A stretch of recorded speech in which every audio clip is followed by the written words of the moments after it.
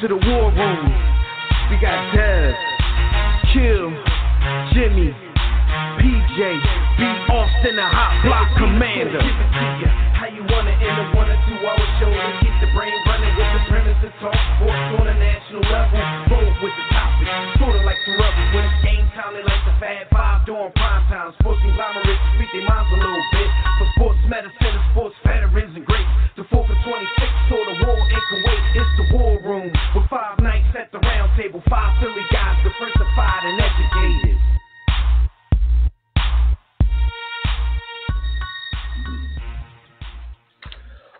What up, though, War Room family? You are once again live in the War Room, brought to you by War Room Sports on the War Room Sports Podcast Network. I'm one of your hosts. I'm Dev McMillan, and I'm at the round table with my brothers. We got Jimmy the Blueprint and B. Austin to be with us in a matter of minutes. It's time for one of those long conversations about sports and education. So keep it right here. Make sure you join us right now in that JW Philly Realty chat room at blogtalkradio.com/the War Room. Or join us on Facebook or Twitter at War Room Sports. You can also call us directly in about 3 minutes when we open up the Digital Extreme Tech hotline. That number is 323-410-0012. But like we always tell you, during the week when we're not live on the air, be sure to check out the War Room Sports Podcast Network. On that network, you can listen to archive episodes of our show, The War Room. You can also listen to shows such as The Broad Street Line with Roy and Chris, The Broad Street Line Express as well. Shout out to those guys. The Tissue and the Tape Hip Hop Show with Phil Maddock and Savad. John Appetit with the Burtons, and their latest episode is a travel John. Yeah, they found themselves in Austin, Texas over the past week, so you guys have to tune into the latest episode to see how their eating went down in one of the barbecue capitals of the United States. You can also check out On the Couch with the Wilsons if you like to watch movies and TV. Cover 2 with McMillan and Purdue for all you NFL heads. By the Hood with my homie, my brother, Jimmy the Blueprint, and my homie, Corey Camp. Race Haven Radio with Dr. Scott Speed. You have to listen to Race Haven because Dr. Speed and his co-host and guests, they talk about the conversations that are uncomfortable, the conversations that we need to be having, but not enough people are having. So just visit warroomsports.com, click on the WRS Podcast Network tab, or go to our free mobile app. Remember, free mobile app on Android or iOS. Just go into your App Store or your Google Play Market, whatever it's called these days, and just search War Room Sports, and you'll see it, and you can download it for free. Give us a nice little review on that joint, and we will appreciate you for the rest of existence. But you can do that. But, Jim, what up, man? Another terrible mass shooting, another argument about gun control, another day in America. What up, what up? Yo, man. I mean, it's America, right? I mean, this is the country we live in. It's to the point now where cats aren't even, like, really as bothered by mass shootings as they once were because it's become, like, American Pie and baseball and we move porn on real quick and football, all those good things. Yeah, you know what I'm saying? Like it's kind of crazy, man. I just got from Vegas, but then like to see that happen as soon as I got back from Vegas was kind of wild.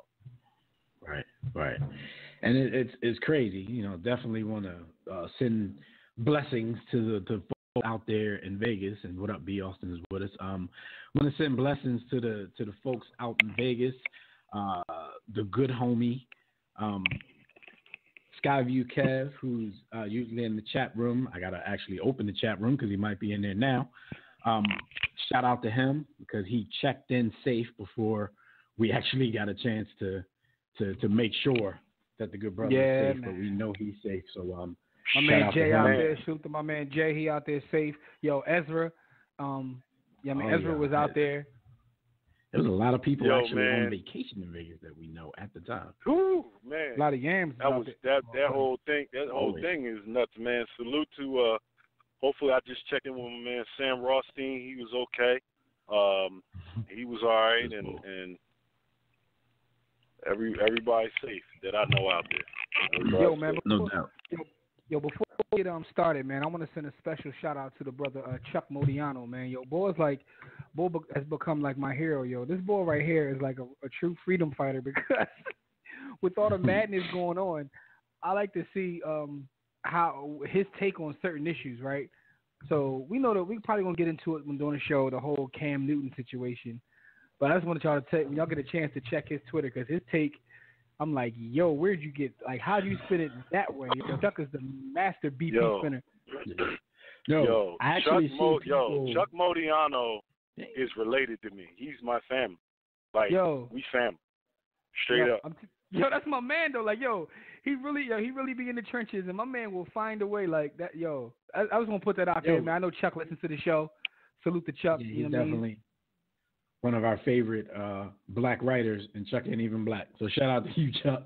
But listen, like Chuck and a lot of the other writers that we know from this industry and just journalism in general, like a lot of them are, whether it's right or not, we'll get into my opinions on that. They're flipping, the narrative a little bit, and they're bringing you a little closer to what the woman in the situation, what she's all about.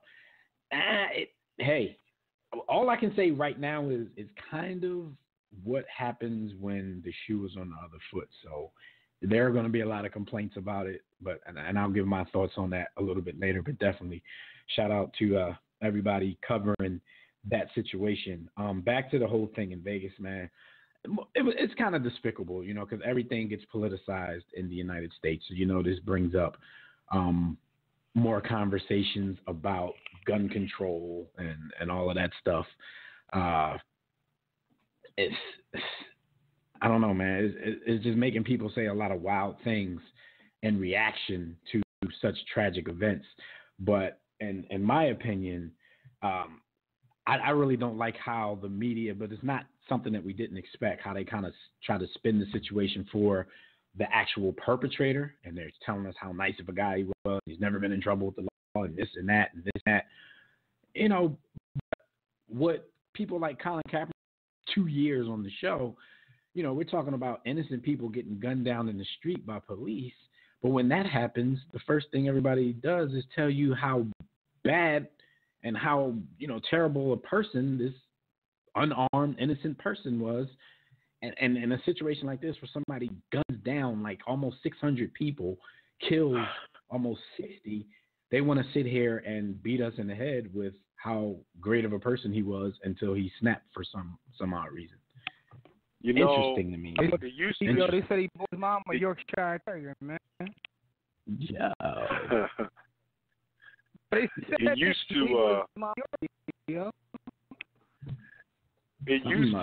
used to make me feel sort of despicable, to use that word, that when things like this would happen, I would immediately think of the race angle involved, and I would feel like, oh man, there was a tragic loss of life here. How can I turn this into what is on my mind almost 24/7? I've got to be sensitive, empathetic, and compassionate to all of those who lost their lives and all of those whose families have been affected and all of those who have been injured, which I want to tell you, listen, man, definitely rest in peace to those who lost their life tragically, and definitely may those who were injured fight that trauma and recover swiftly.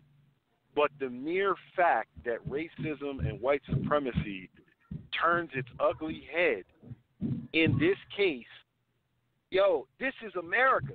This is America. They painted my man like he is one of the greatest men ever. Like he's one of the greatest men ever. And they even I'm gonna say ever. They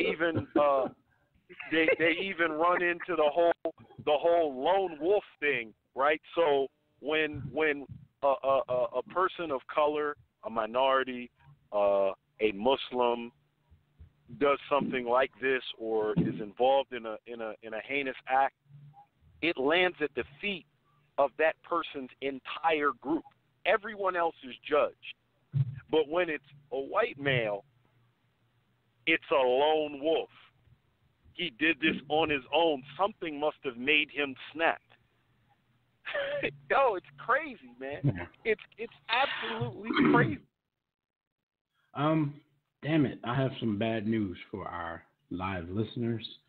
For some reason, our show audio, fella, says we have 5 minutes left on the stream. I don't know what the deal is with that. So cut, and people can listen to the podcast, but we have some topics that people might want to call in on. So, what you guys can tell me what you want to do now, and we want to keep banging away, or you want to just stop it now and basically start over. We can merge the audio from where we are if you guys want. Listen, man, I'm just here so I won't get fined. I ain't trying. You know why? It might actually be my fault, but that's what I'm saying. Do you guys want to go on without calls, or? Listen, man. I'm down for whatever. Nice. Or we can start over. All right. Gotta start over. We might as well do that now. Yeah. So basically, we're back. The whole situation in Las Vegas was another unfortunate situation for the country in general. We were having a few technical difficulties and waiting for my guys to get back. We will be on our way shortly, but yeah, the whole situation in Vegas, and what we just talked about a few minutes ago of how the narrative actually gets flipped. What up, Austin? It's just a shame that things have to go that way because, like I said earlier, when innocent lives are gunned down when the shoe is on the other foot, they're making those victims look like the worst human beings of all time. All right, so that was unfortunate, but we got to move on and talk some sports. We got everybody back in the studio and ready to go. So, Jimmy, you want to talk about some hot topics? We got some doozies in the hot topics category that I think everybody might want to listen to and be a part of. Yo, shout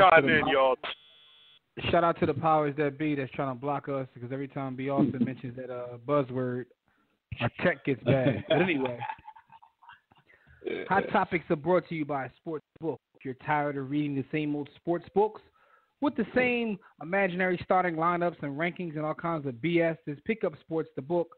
That smart people only read the sports. It's a mixture of sports and hip-hop culture that will keep you on the edge of your seat. Listen, sportsthebook.com or warroomsports.com.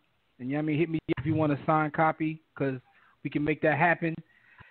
Anyway, gentlemen, hot topic. So let's jump right into them, man. Let's talk about the God. Where my man Casey Mack at, man? We need Casey Mack on the line or on the chat or something for this story right here. LeVar Ball is pulling LaMelo out of high school and will homeschool him for his last 2 years of high school and give him the greatest geography class ever. Greatest geography class ever, yo. And bought him a Lamborghini for his birthday, Aventador. We're gonna be here for a while. We're gonna be here for a while because this is interesting. We can tackle this from a lot of different angles. LeVar Ball, we haven't seen anyone like him. We've seen some what they call quote unquote helicopter dads in sports. But I even legend earlier today. Probably earlier this week that this latest move probably puts him head and shoulders above Marinovich's dad. Probably the greatest helicopter dad in the history of the world. Why. That's what I'm saying. I'm still giving him that title. We got to see how this plays out. That's exactly my point. We know how Marinovich played out, so it's easy to call him a bum and call his papa a bum, which is also hindsight because Marinovich ended up being Joe Montana. We be all, you know what I mean? You know how this world is. They be, they be buffing his, you know what I mean? But because of how it played out, because of how it played out, we can slander him. Now, let's see how this plays out. My issue when I heard this story wasn't that he was bringing him out and being homeschooled. I had no problem with that at all. Shout out to my man Tim, who was also homeschooled. But it was like, yo, I'm homeschooling him. I'm teaching him this, and I'm teaching him that. If he'd have pulled him out, like, I'm a homeschooler, hire some teachers, because essentially at this point, it's no different than a celebrity's kid that they have homeschooled for. Like, Justin Bieber was homeschooled because at that age, he really couldn't go to school. This boy is a celebrity, whether we like it or not. Like, when you watch their show, and Justin Bieber's homeschool probably was Probably was like music rehearsal. Rehearsing for concerts. Yeah. So they called it a music class. I have an Listen, interesting man, take on this. Go ahead, B. Austin. Well, B, let me tell you before you even go in, because I'm gonna give you a little bit more ammunition. I'm gonna give you some of the reasons LeVar Ball told the media that he was actually pulling LaMelo out of school. Now we know LaMelo; he's a top 20 high school basketball player in the country. He was only a sophomore, so he's going to do this for his junior and senior year. So when asked, about the situation, he said, get along with me. Guess what? You go 35-0. I guess this was somebody asking him actually about basketball. He said, you get along with me. Guess what? You go 35-0. When you try and do it your way, goodbye. So he's kind of alluding to the point of an article that I read in the LA Times that said he's doing this because the new coach and the superintendent at Chino Valley High School, they didn't allow LeVar Ball. He asked them if he could bring in 4 varsity players for the team this year, and they refused. So this seems like, he's throwing kind of a temper tantrum because he tried to make the basketball team better, and they decided to go another way and I guess focus on other things. So this quote that I just read you guys, it kind of alludes to that, so maybe that's true. But with these reasons and this whole situation, you never know when LeVar Ball is trolling. And I believe fully that he's going to homeschool him, but back to the point Jimmy made about, homeschooling being okay. But if he's going to do it, is he going to take it seriously enough? The fact that he's saying he's going to do it is what I'm thinking, all right, he could be trolling. He could possibly hire LaMelo some teachers or whatever. But let me finish reading you guys the quotes so we can actually go in on the situation. Another quote, he said, "Who do you think taught Lonzo, LiAngelo, and all them? Don't act like I can't be educated too. I can teach them anything. Math, science, sociology. The only difference with Melo, and this is what Jimmy alluded to earlier. The only difference is with Melo. When he does geography, he's really going to be there. He's going to be in China, Italy. He's going to be all over there. So look at these cats, boy. He went on to say, I can get him the best game every day. When they asked him about, you're taking him out of high school basketball, how's that going to work as far as him still being a commit to UCLA or his NBA status? He said, I can get him the best game every day. I just got to go down to the hood and say, who want a ball with my son? Yeah.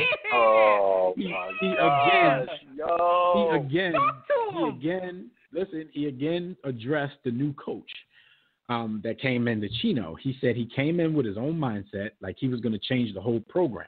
I told him we lost 3 games in 3 years. Come on, man. What are you bringing to the table?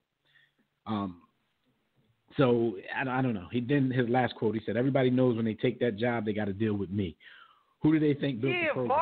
Nobody knows about Chino Hills if the ball boys ain't there, which is 100% truth. But it's 100% truth. Though. But then you got to also worry about,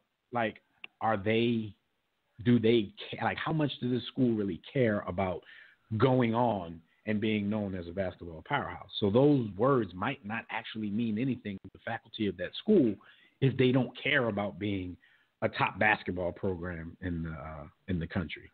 So go ahead, B. Tell me what you think, and then I'll tell you guys what the guidelines are for the NCAA as far as homeschool transcripts and what that is supposed to include.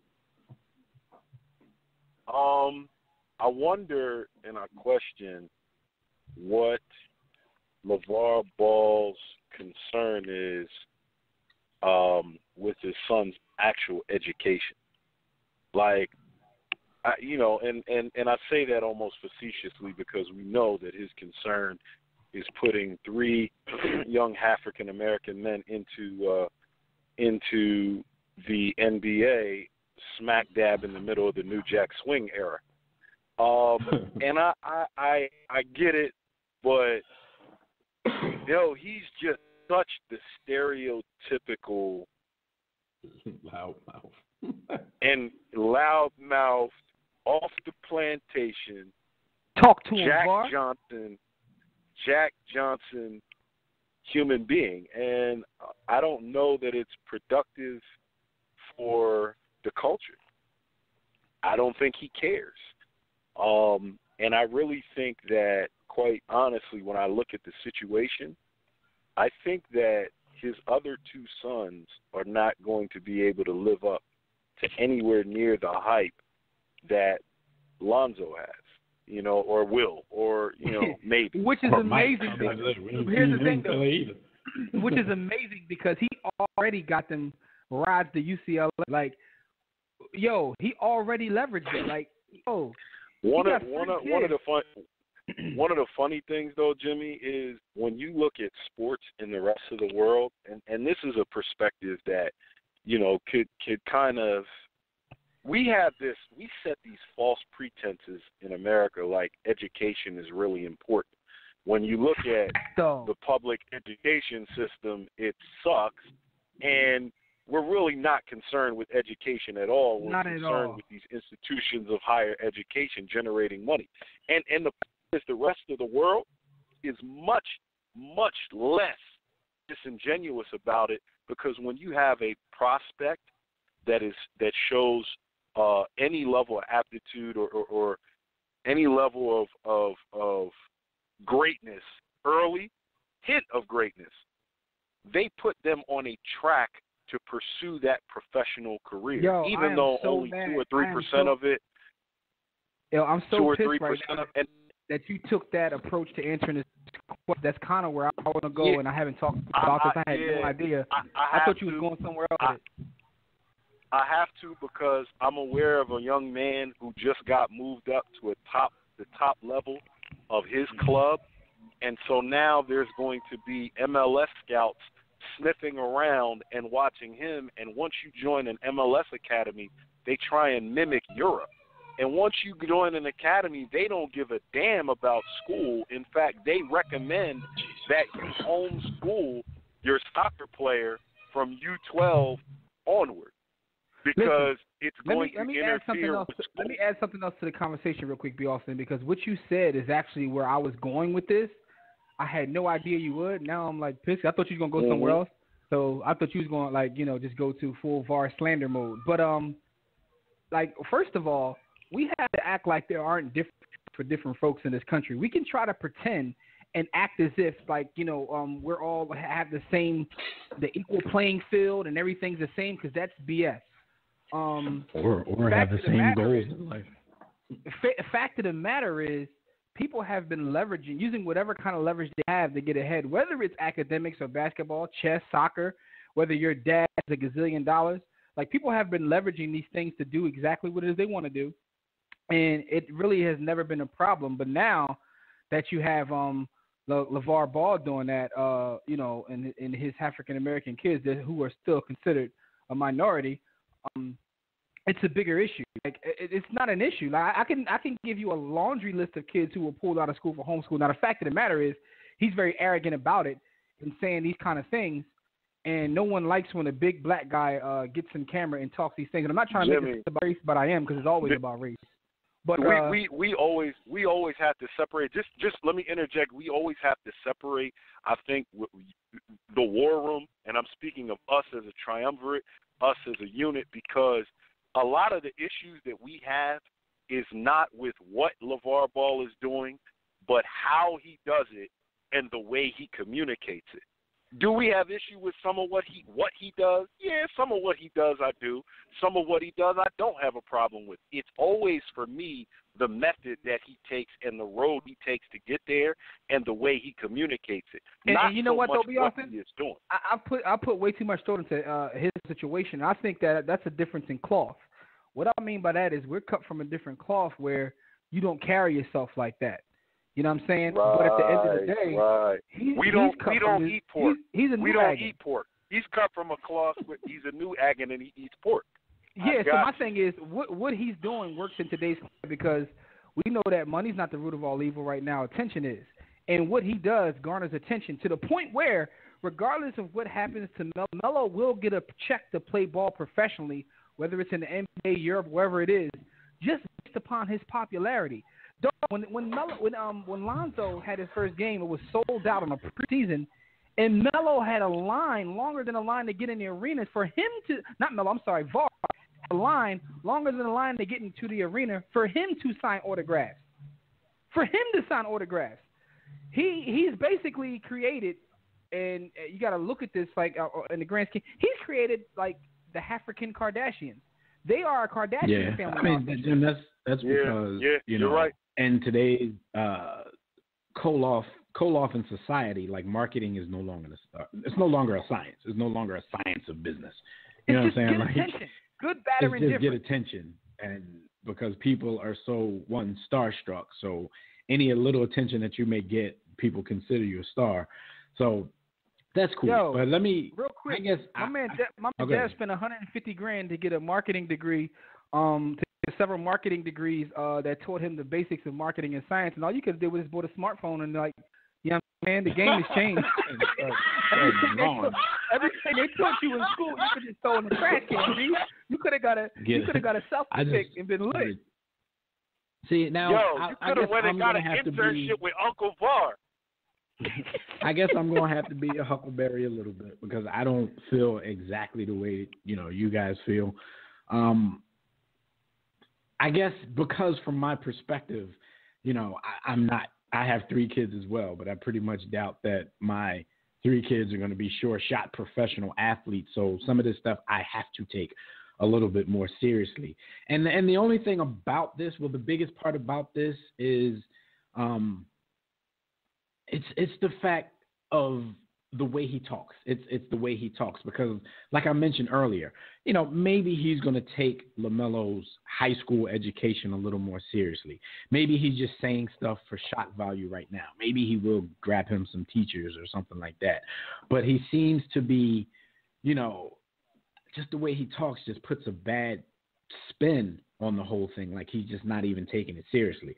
And I agree with Jimmy. And even if LaMelo ends up not being able to get a check in the NBA, if he turns out to be Lenny Cook or somebody of that ilk, at the very least, he has a brother, maybe 2 brothers who are going to be rich basketball players in the NBA. He has a dad who's probably going to be rich off his brand and his own manner of wealth.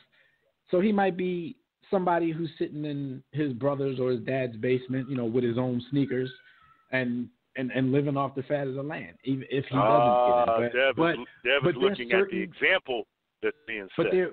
But B, there's still certain things like, and people can give all the examples they want, what people do in other sports and what people do in entertainment. But I think people like Michael Jackson, people like Justin Bieber, I think they all grow up to be weirdos because they get their childhood stripped away from them. It's not just about being home and being in school and being able to see your buddies when they come over to your house. Like those are kind of important. They're important happenings in your life. I think every kid should be able to go through. And I'm not even talking about college here. Like if you don't want them to send them to college, then so be it. College isn't for everybody anyway. But I'm like, damn, let the kids, like, even if you want to pull them out because of some basketball stuff and people's not listening to you, send them somewhere else. Send him somewhere in Chino's division and let him bust Chino's ass for the next 2 years. He can, and mind you me, he can do anything he wants with his voice. That's not what I'm arguing here. Yeah, he may not value education the same way other people do. Like, no, I'm pretty sure he doesn't. But with the level of attention that he's getting, I don't think that he has a normal high school experience anyway. His dad and the notoriety I don't think it's normal, B. Hasn't allowed for that anyway. But it's still something to walk in the halls, like Jimmy said the other day, chasing, poom poom, all kinds of stuff that you do in high school. His walk in the halls because of everything with him, though. His walk in the halls ain't gonna be the same. My man got a Lambo outside. Like him walking in the halls is gonna be different, though, B. And some of them hills in California, I'm pretty sure he's not the only one with a Lambo outside. I know, California, I get that, but still, a lot of them who have Lambos, they still probably envious of him because he's also a celebrity. They don't have the attention. They don't have the attention he has. And that's currency in 2017. And I get it. But that's what I'm saying. If you want people to be envious of you, by all means, they're on the right track. But if that's your focus, at our core, at our You're core, I would like to think that we all value education and the importance of education, no matter what walk of life you're going to end up in, whether you're a professional athlete, whether you're a professional Pied Piper, whether you're a professional rakist, you know, all of those things, whatever it is that you are, education has serious value. You said I'm rake shooting with a that K bar right now. Oh. Yeah. Yeah. So, I mean, it's and it feels like the way that he is, what he is saying, again, the delivery of the message is completely discounting and devaluing education, the educational experience, completely. And I get that, and I don't appreciate that, and I think that that's corny. But I also don't want to act like in the rest of the world, when your child is a prodigy at an early age in something athletic, that they don't get treated differently and that they don't get moved on to a different Let me ask you a question. experience. Then we all know how everybody stops caring about you the minute you twist your knee up. So you know this you is true. This is true. This is absolutely true. But I also think the way we look at sports is kind of weird too, because if he was good at math and was getting pulled out of school to be homeschooled, I don't think anybody would have the same thoughts.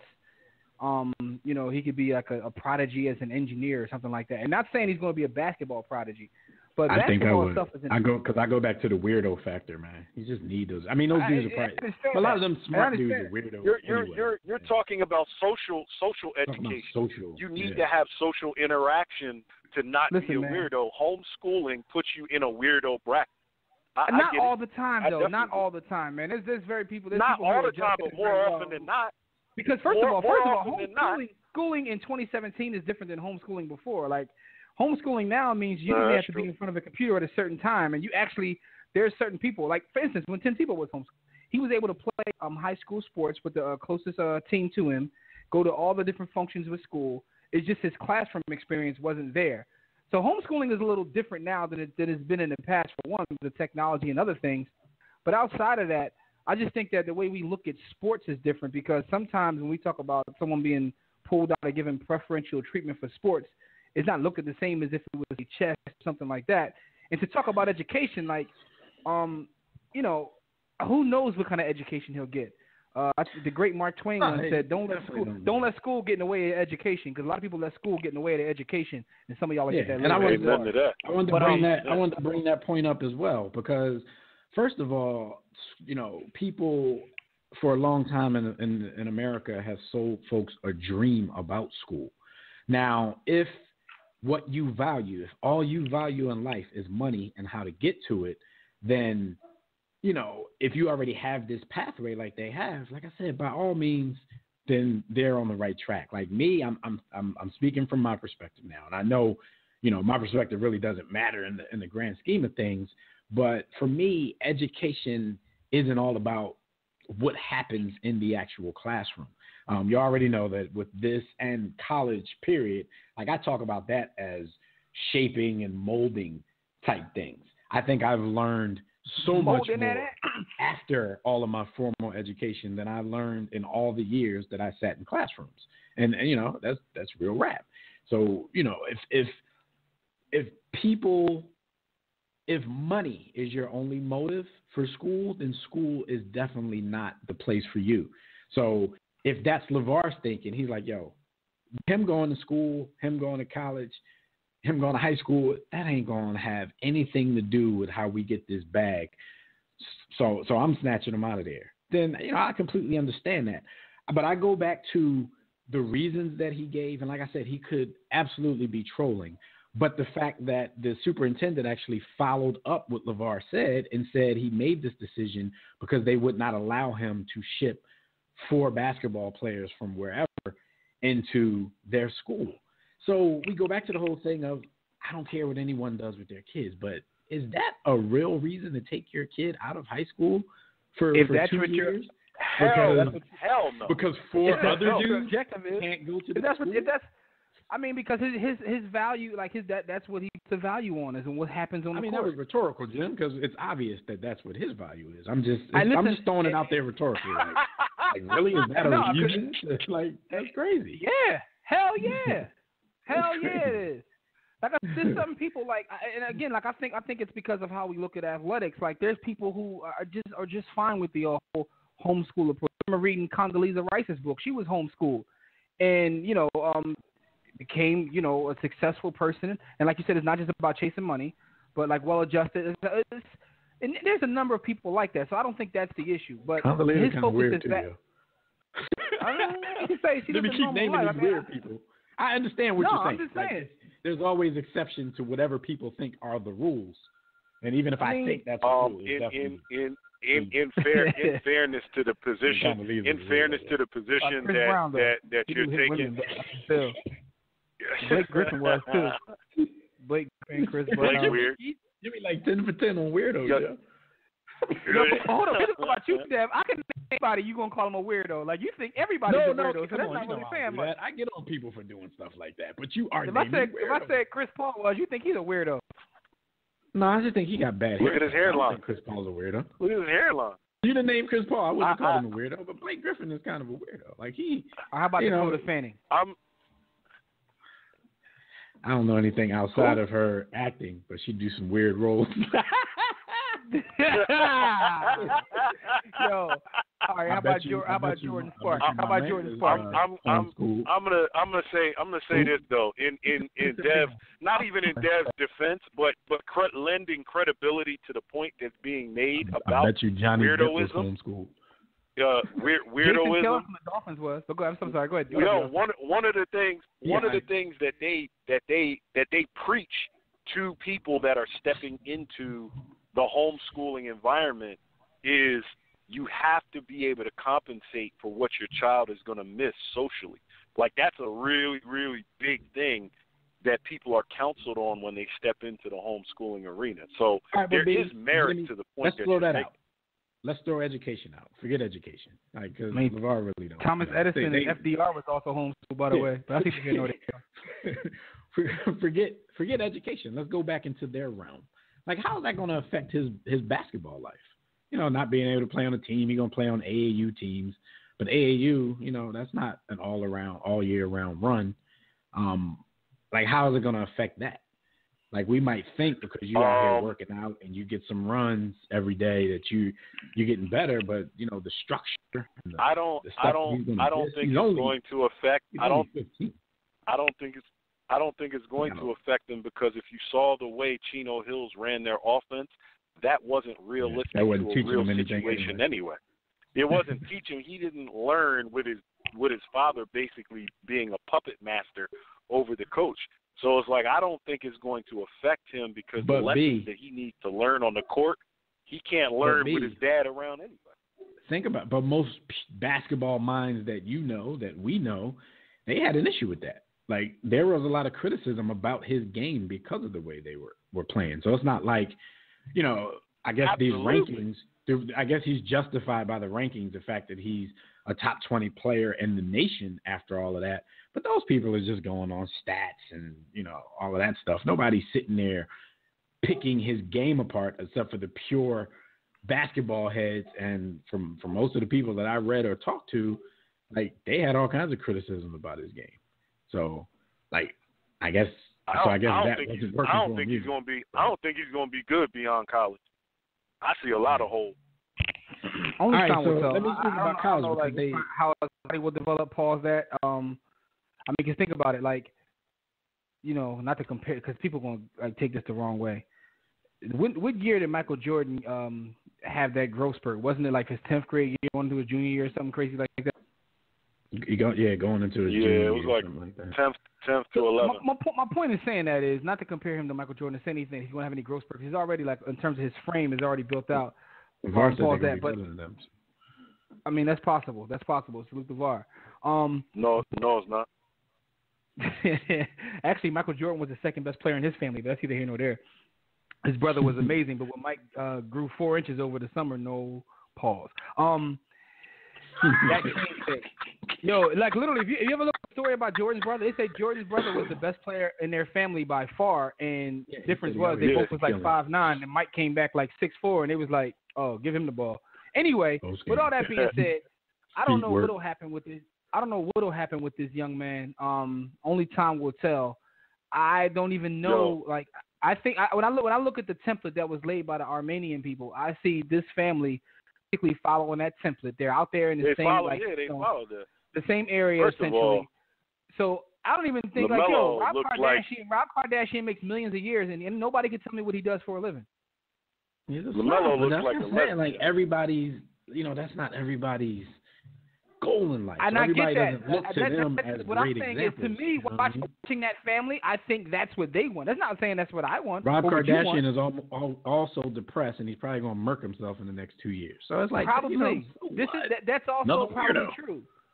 That's also probably true. But Melo is already a weirdo, and the thing is, I don't think he had a shot even staying in school. I don't think he had a shot because, I mean, my man was 13, 12 years old. Like, I don't think him staying in Chino Hills would have actually did any good for him in terms of his development anyway, because of everything that's already happened. To me, that's the way I do it. This is just from someone who has no inside information other than watching their TV show, social media, and looking at their activity on there. I agree. He's already the TV show, which is both amazing, by the way. Shout out to Ball and the family. Definitely a fan of that. I agree with both of y'all. I think that being homeschooled makes you a weirdo, but I think that LaMelo Ball was in a weirdo situation anyway at Chino Hills. Yo, I guess with me, like, the way I define weirdo has kind of changed. Like, I'm starting to think I'm the weirdo for having the thoughts I have. Well, you know what I mean? Conforming to society. So no, it's not about conforming to society. You letting society dictate to you, brother? No. Dictated to? You took it the all wrong way. I think being a weirdo is what's smart. It's what you should be. You should be a weirdo. You shouldn't be like everybody else. Shout out to you, Joe Bud. Well, then let's split that around then. And that's not what I think these people are. Great. No, I'm just saying, because for most people, it's all about the dollar. Like, it's like forget who's the baddest. A person's status depends on salaries. That's how most people live their life. And that's I quoted that. I quoted that in my yearbook in the 12th grade, but so my mindset has changed drastically. that was the quote, but it never ended up being that way. It never ended up, being the sole purpose of my existence. Don't stop, get it. But anyway, no, actually, it Pop wasn't. Deck. No, it wasn't. Mine was like this parallel to hell. But I was on some philosophical Nasir Jones. But anyway, my point in all that is that mine was. He murked Luke on Pop That Coochie. But, I used the Nelly quote that I can't mention on here. Since we I used a Mr. Marcus quote. I'm sorry, my fault. Go ahead. We're running a little late. I believe this is Rob out there near Chino Hills. Rob, what's going on, brother? You're in the war room. How you doing? What's up, y'all? How y'all doing, man? Hey, Rob, we got a bet. Rob, settle a bet for us. We're trying to figure out whether you were homeschooled or not. Am I humble? Were you homeschooled? No. Hey, Jim, no. If he'd have said, yeah, dog, I'd have been done for the night. Yo, if he'd have said, yeah, y'all done heard me fall and bump my head and kill myself. Yo. What's good, Rob? What's goody, man? What's up, Rob? What's up? What's up, man? Yo, big shout out to everybody, 213 to 323. Yo, man, the 818 shop. Yo, why you calling us from the bathroom, Mike? Huh? Hey, Rob, you know B also not going to let you get your shout-outs and AKAs on, man. So what's your thoughts on LeVar Ball taking LaMelo out of school for the next 2 years? Dang. Oh, you were listening. That's what we were talking about. Man, I think it's bad. I mean, for an athlete, I think it's bad because, I mean, and also you have to go to school, but at the same time, it's like how is he going to grow if he's not going to play around his teammates? You know what I'm saying? And build the chemistry, his skills. I mean, he shouldn't be too consumed with basketball. I mean, they got a hoop in the backyard. Really they got a hoop in the backyard next to the pool, though. They got a hoop. I mean, but still. I mean, I was having a conversation with my pops about my little brother. Like, if he really wants him to be a doctor, he's 18 years old. You can send him to Cuba. Shout out to Cuba because Cuba. If everybody knows, Cuba got one of the best medical places in the world, and black folks, especially black folks, you can go there and learn it for free, just have to go back to your country and help your country.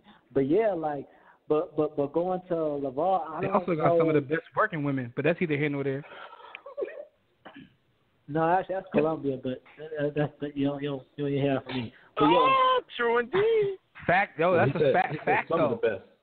Fact, though. I said some of the best. Fact, though. Shout out to Brazil. No, I'm about to say. but Shout out to the Shout out Brazil. to South Africa. but yeah, I think it's horrible. I really. Shout out to Southeast DC. I mean, y'all know how the saying goes. You can't tell what a man's doing in his own house. You know, so hey, raise the kids. At the same time, I wouldn't. Shout out to Cherry Hill. I wouldn't do it. I don't think that's very smart. Shout out to do Night it. on Broadway. Why not let him go to college and you know? Well, he I said don't he's understand. still a UCLA commit, and he's still supposed to go to college. And let don't me think he tell gonna you do that guys either, what though. his, He let ain't me doing that let me either. tell you guys what his transcripts have to include. They have to have course titles. So one of them joints me and Jimmy knows going to be traveling the world the geography way, 101. You got to have course grades. You got to have units of credits for courses. You got to have a grading bust the scale. system. Go ahead, VAR. You got to have a signature of the home school administrator, VAR, transcript from any other high school, college, or non-traditional program, proof of high school graduation, including specific graduation date, evidence that homeschooling was conducted in accordance with the state laws, a written statement from the homeschool administrator verifying compliance with the homeschool legislation, any supporting documentation, a statement of who taught and evaluated the coursework, awarded grades, and issued credit. Like, with those kind of regulations, that's why I think LeVar's trolling. I don't think LeVar's going to do this by himself. If he does, like, because where does LeVar get that kind of time when he's LeVar, that's the thing. presiding You over the big baller that brand he has. empire? And he got to get his wife straight. He got to get his wife straight. He got to travel to Lonzo's games. But hold on, though. Deb, you watch the show? Yo, LeVar don't care about her. Real quick, though. Yeah, no, he said he's going to get it right. Yo, he's doing therapy. Hold up, though. That's what I said. homeschooling If you show, she was supposed to go to a doctor or a therapist to get herself right after her. He said no. And what he said, no, I'm going to do it at the crib. I'm better than any doctor. And then showed the scene. The next scene was him working on words.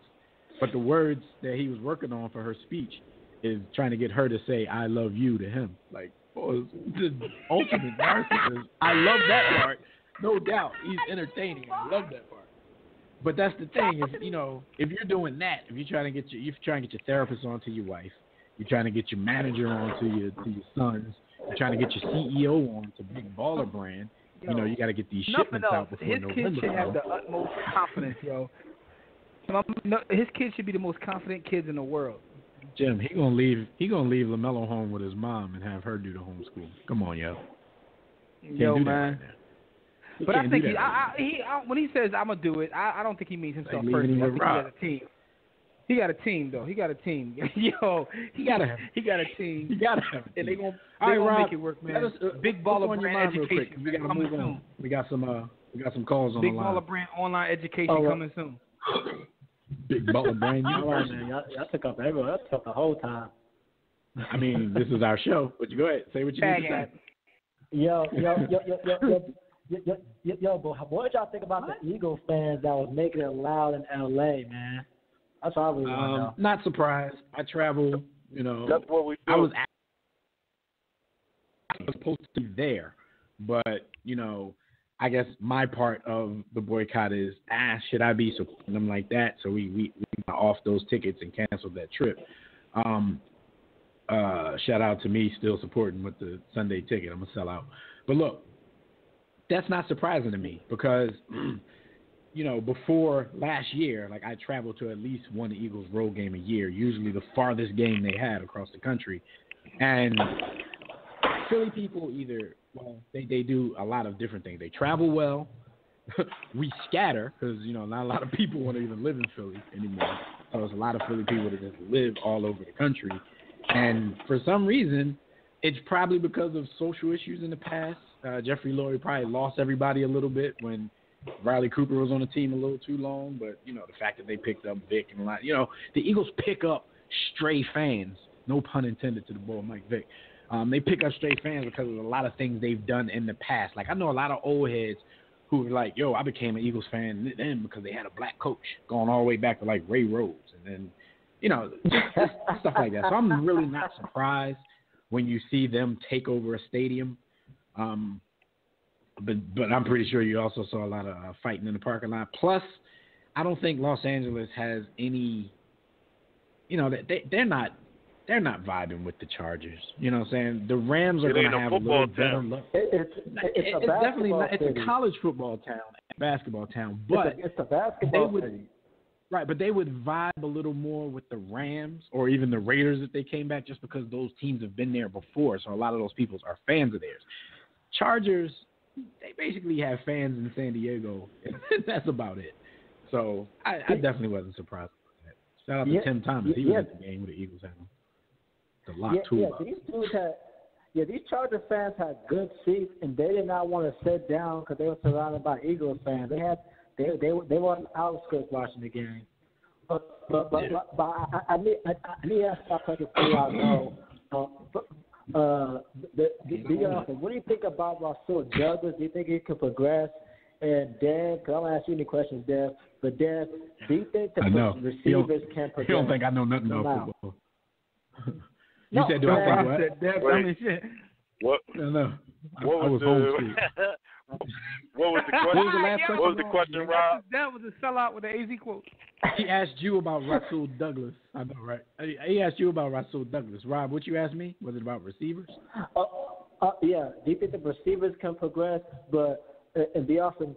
Do you think Rasul Douglas can progress in the out? All right. Just stay on the line and listen. We're gonna answer your questions. Go ahead, B. You want to take that first? Or you want me to talk about receivers? Yeah, I mean, any player that's going to get a lot of clock, generally is going to be able to progress. And he was a relatively high draft pick, so I think they see the talent. The Eagles got a lot of defensive backs in their past that will prove that point wrong. Yo, I was about to get him a laundry list, yo. Yeah. I was about to say, what about Stir-Fry? I believe don't bring him up. I believe that they have set themselves up with their starters in Ronald Darby and Sidney Jones, and I think they're grooming Rasul to be that third or fourth guy. Not necessarily this season. I hope he progresses this season, but looking at the long term, I think they're really trying to build a team around Carson Wentz on both sides of the ball, and I think as a part of that, because they are investing in the D-line, they've got to – what they want to do is have a nice front seven that can get to the quarterback, and they want to build a secondary in the mold of Denver or Seattle where you have great, smart, hard-nosed, man-to-man, cover zero, cover three type corners. And I think that Rasul fits that mold. Since we're not really talking about this right now, and we're about to go for 30 minutes on it. I absolutely think the receivers can progress because the funny part about it, the person who's performing the lousiest right now would be the only one with a Super Bowl ring, the homie from Maryland. Damn, I can't even think of his name. He's playing so bad. Smith. Torrey Smith. Torrey Smith. I'm like, ain't his name Smith? 82, yeah, Torrey Smith. He tried.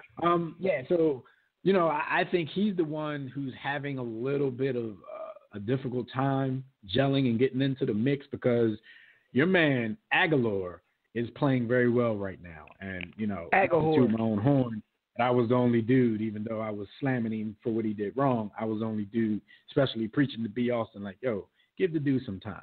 Like, everybody's not going to come in and be Beckham and Julio. Some people need we need to trade him. And dude, we need to trade him now while his value is high.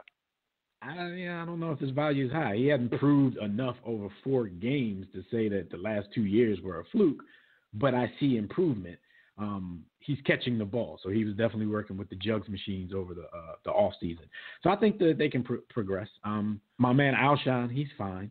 Ertz might be finally becoming that person that they say he's going to be every year. Selleck is kind of non-existent at this point, but shout out to him for being in the league as long as he has been. So the answer is the receivers will progress because, I was a little reluctant, a little more reluctant than you be, Austin, to sing the absolute praises of this young redheaded quarterback. But if that's red, is that red? I don't know what color that is. Ginger, whatever he is. But this dude impresses. That's my guy. It's my dude is guy. very accurate. And when I say accurate, I'm not talking about because he's out there with a 72% completion percentage like some dudes, because we know some of those dudes are getting that because they're throwing 2-yard passes. And it's hard to, throw a lot of incompletions when you're doing that. But this dude goes down the field. He makes big boy throws, and he's very accurate. And he showed that before, but you had guys like Aguilar dropping the ball. All right, so let me stop being long-winded because I accused B of the same thing. Let's go to the phone lines. We got Tobias on the line calling in from Arizona. See what he thinks about Ball in the family. What's going on, Tobias? Roll damn Tide.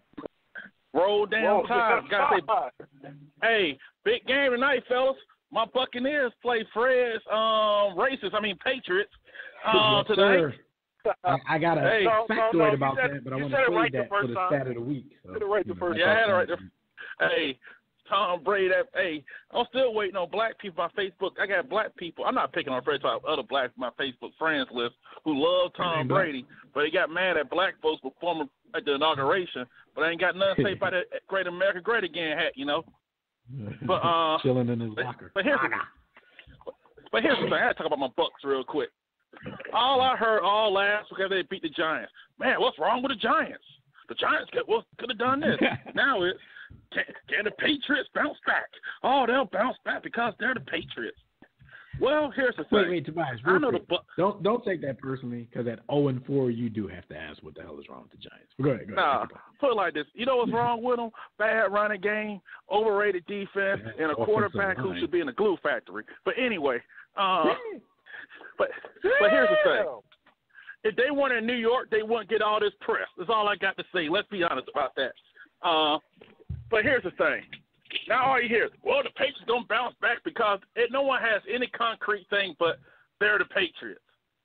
My thing is, one day it's going to end. Tom Brady may be great, but it's okay. Tom Brady can lose sometimes. The Patriots are in trouble. Who's going to bet against it until it actually happens? That's what I'm saying. It ain't got nothing to do with Tom. Until it actually happens. Their defense is terrible. But see, here's the thing. Jameis, their defense is terrible, and your man Jameis, I called you Jameis. Jameis Winston is about to show up on Thursday night against that defense. Watch what I tell you. Because here's the thing. Every time we big up Jameis, himself on the map. Here's the thing. He about to put himself on the map tonight. And unlike Cam Newton, he knows not to make white women mad. Oh well, he did. I was about to say. I mean, he did smash him right in the. You know what I mean? He grabbed him, but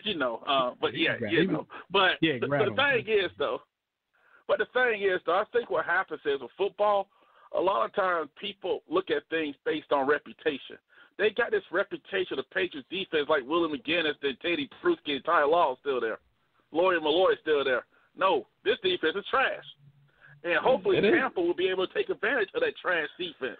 Well, our defense is trash too because we got torched by Case Keenum. I just got to let you know, though, man. The Patriots, the San Antonio Spurs, they're going to continue to get that credit from people until it actually ends. Because a lot of us tried to predict their demise a long time ago, and both of these teams still ticking. So a lot of people's afraid to go there now. So don't take it. Yeah, it ain't about the Bucks. Yeah, what I'm saying is that, and here's the thing. Y'all talk about LeVar Ball. The issue with me, it's not that he pulled the boy out of school to homeschool him. It's the reason why, because he can't shoot 50 times in a game. That's kind of where I am. Because 4 other cats can't come to school because the coaches are actually going to be coaching him. That's kind of where I am with it. You can do whatever you want with your kid, but dude, kind of childish reasons. But hey, I ain't gonna judge. Do you think? It's his house. But see, here's the thing. He's the master of the kid has king of the castle. He's good, but he ain't Lonzo talent-wise. And the thing is that ain't no guarantee this kid makes the NBA. Everybody thinks it's a guarantee. No, it isn't. What if he tears his knee up? What if he ends up not being as good? Lenny Cook. He might be Lenny Cook. Yeah, so sitting around not wanting to watch Zion Williamson games because at one point they were compared to each other. That could happen. But LeVar's putting him in a position where if money is the number one priority in their lives, he'll be fine, money-wise, for the rest of his life. Like I said, he can sit on the couch. He'll be the only dude sitting on the couch that actually has his own signature shoe. So any light skin, so he'll be good. Once these orders ship out, like the money should come in. once these orders start shipping out. So, I'll say this real quick also. Before I go, I'll say this real quick. Can someone tell Nick Wright to please take off LeBron pajamas? I don't like, dude. It's like he is legitimately mad that the Warriors are favored to win the championship. Doesn't he realize Dwayne Wade is washed? Screen king for me. Yes. My thing is, well, LeBron is. I'm like, I love Shannon Sharp, but Shannon, stop giving LeBron credit for a triple-double in a 4-1 series loss, where all the games but one was actually close. Well, not close, but blowouts. So that means a lot of garbage. No one else talks about. No one else gets credit for a triple-double in a loss more than LeBron James. And it kind of gets me like how people want to talk about his stats, but when someone like Westbrook, he's padding his. But we know LeBron like to pad his stats too. No doubt. But hey, you guys take it easy. Check in with you guys next week. And hopefully that kid from Vanderbilt who said Alabama, you're next. Hopefully he's finally recovered from that ass kicking he got that 2 weeks ago. And it's about Old Piss. What happened to them also? In Texas A&M, I love Kevin Sumlin. I hope the brother succeeds. But after this weekend, he will be updating his LinkedIn profile too. But hey, y'all have a great day. Roll time, baby. Hey Jim, we got the CKO of Big Baller Brand on the line, the Chief Koloff Officer, my man KC Mack. He's coming in to shout out. KC Mack, what's going on, man? That's our start. We 4-0, baby. 4-0. Who, the Cowboys? You know what? Which one is? Hold on. Who's 4-0? Not Dallas Mack. KC Mack 4-0. Hey, I get you. I'm talking about the AKA Dallas Texans, Kansas City Chiefs. Yes. I feel you. Yeah, I can say Dallas still.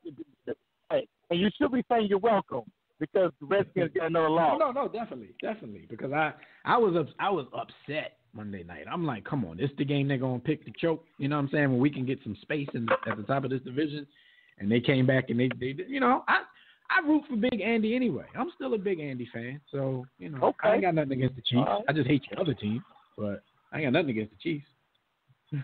I don't have any delusions of us getting to the Super Bowl against y'all, so I ain't got nothing against them Chiefs. Go Chiefs. Hey, we're in number a regular season team anyway, so I'm gonna enjoy it while we are undefeated. But we got a tough task this Sunday night against down Houston. I'm kind of concerned about Deshaun Watson. He might put some things on us this week. Well, we got some other stuff we got to talk about in a minute. We want to get your opinion on the whole LeVar-LaMelo Ball situation. You good with him taking Melo out of school for the next 2 years? You know what? I don't have a problem with anything LeVar does. Let me talk. My turn. Hey, I don't have a problem academically taking them out. If you can afford a Lamborghini, you can afford a tutor. You can afford somebody to keep the kids. I think he will. I think he's trolling on that part. I hope he's trolling. What is he gonna do? I mean, AAU ball is only in the summertime, right? Yeah, pretty much. I mean, what are you gonna do for the other 6 months?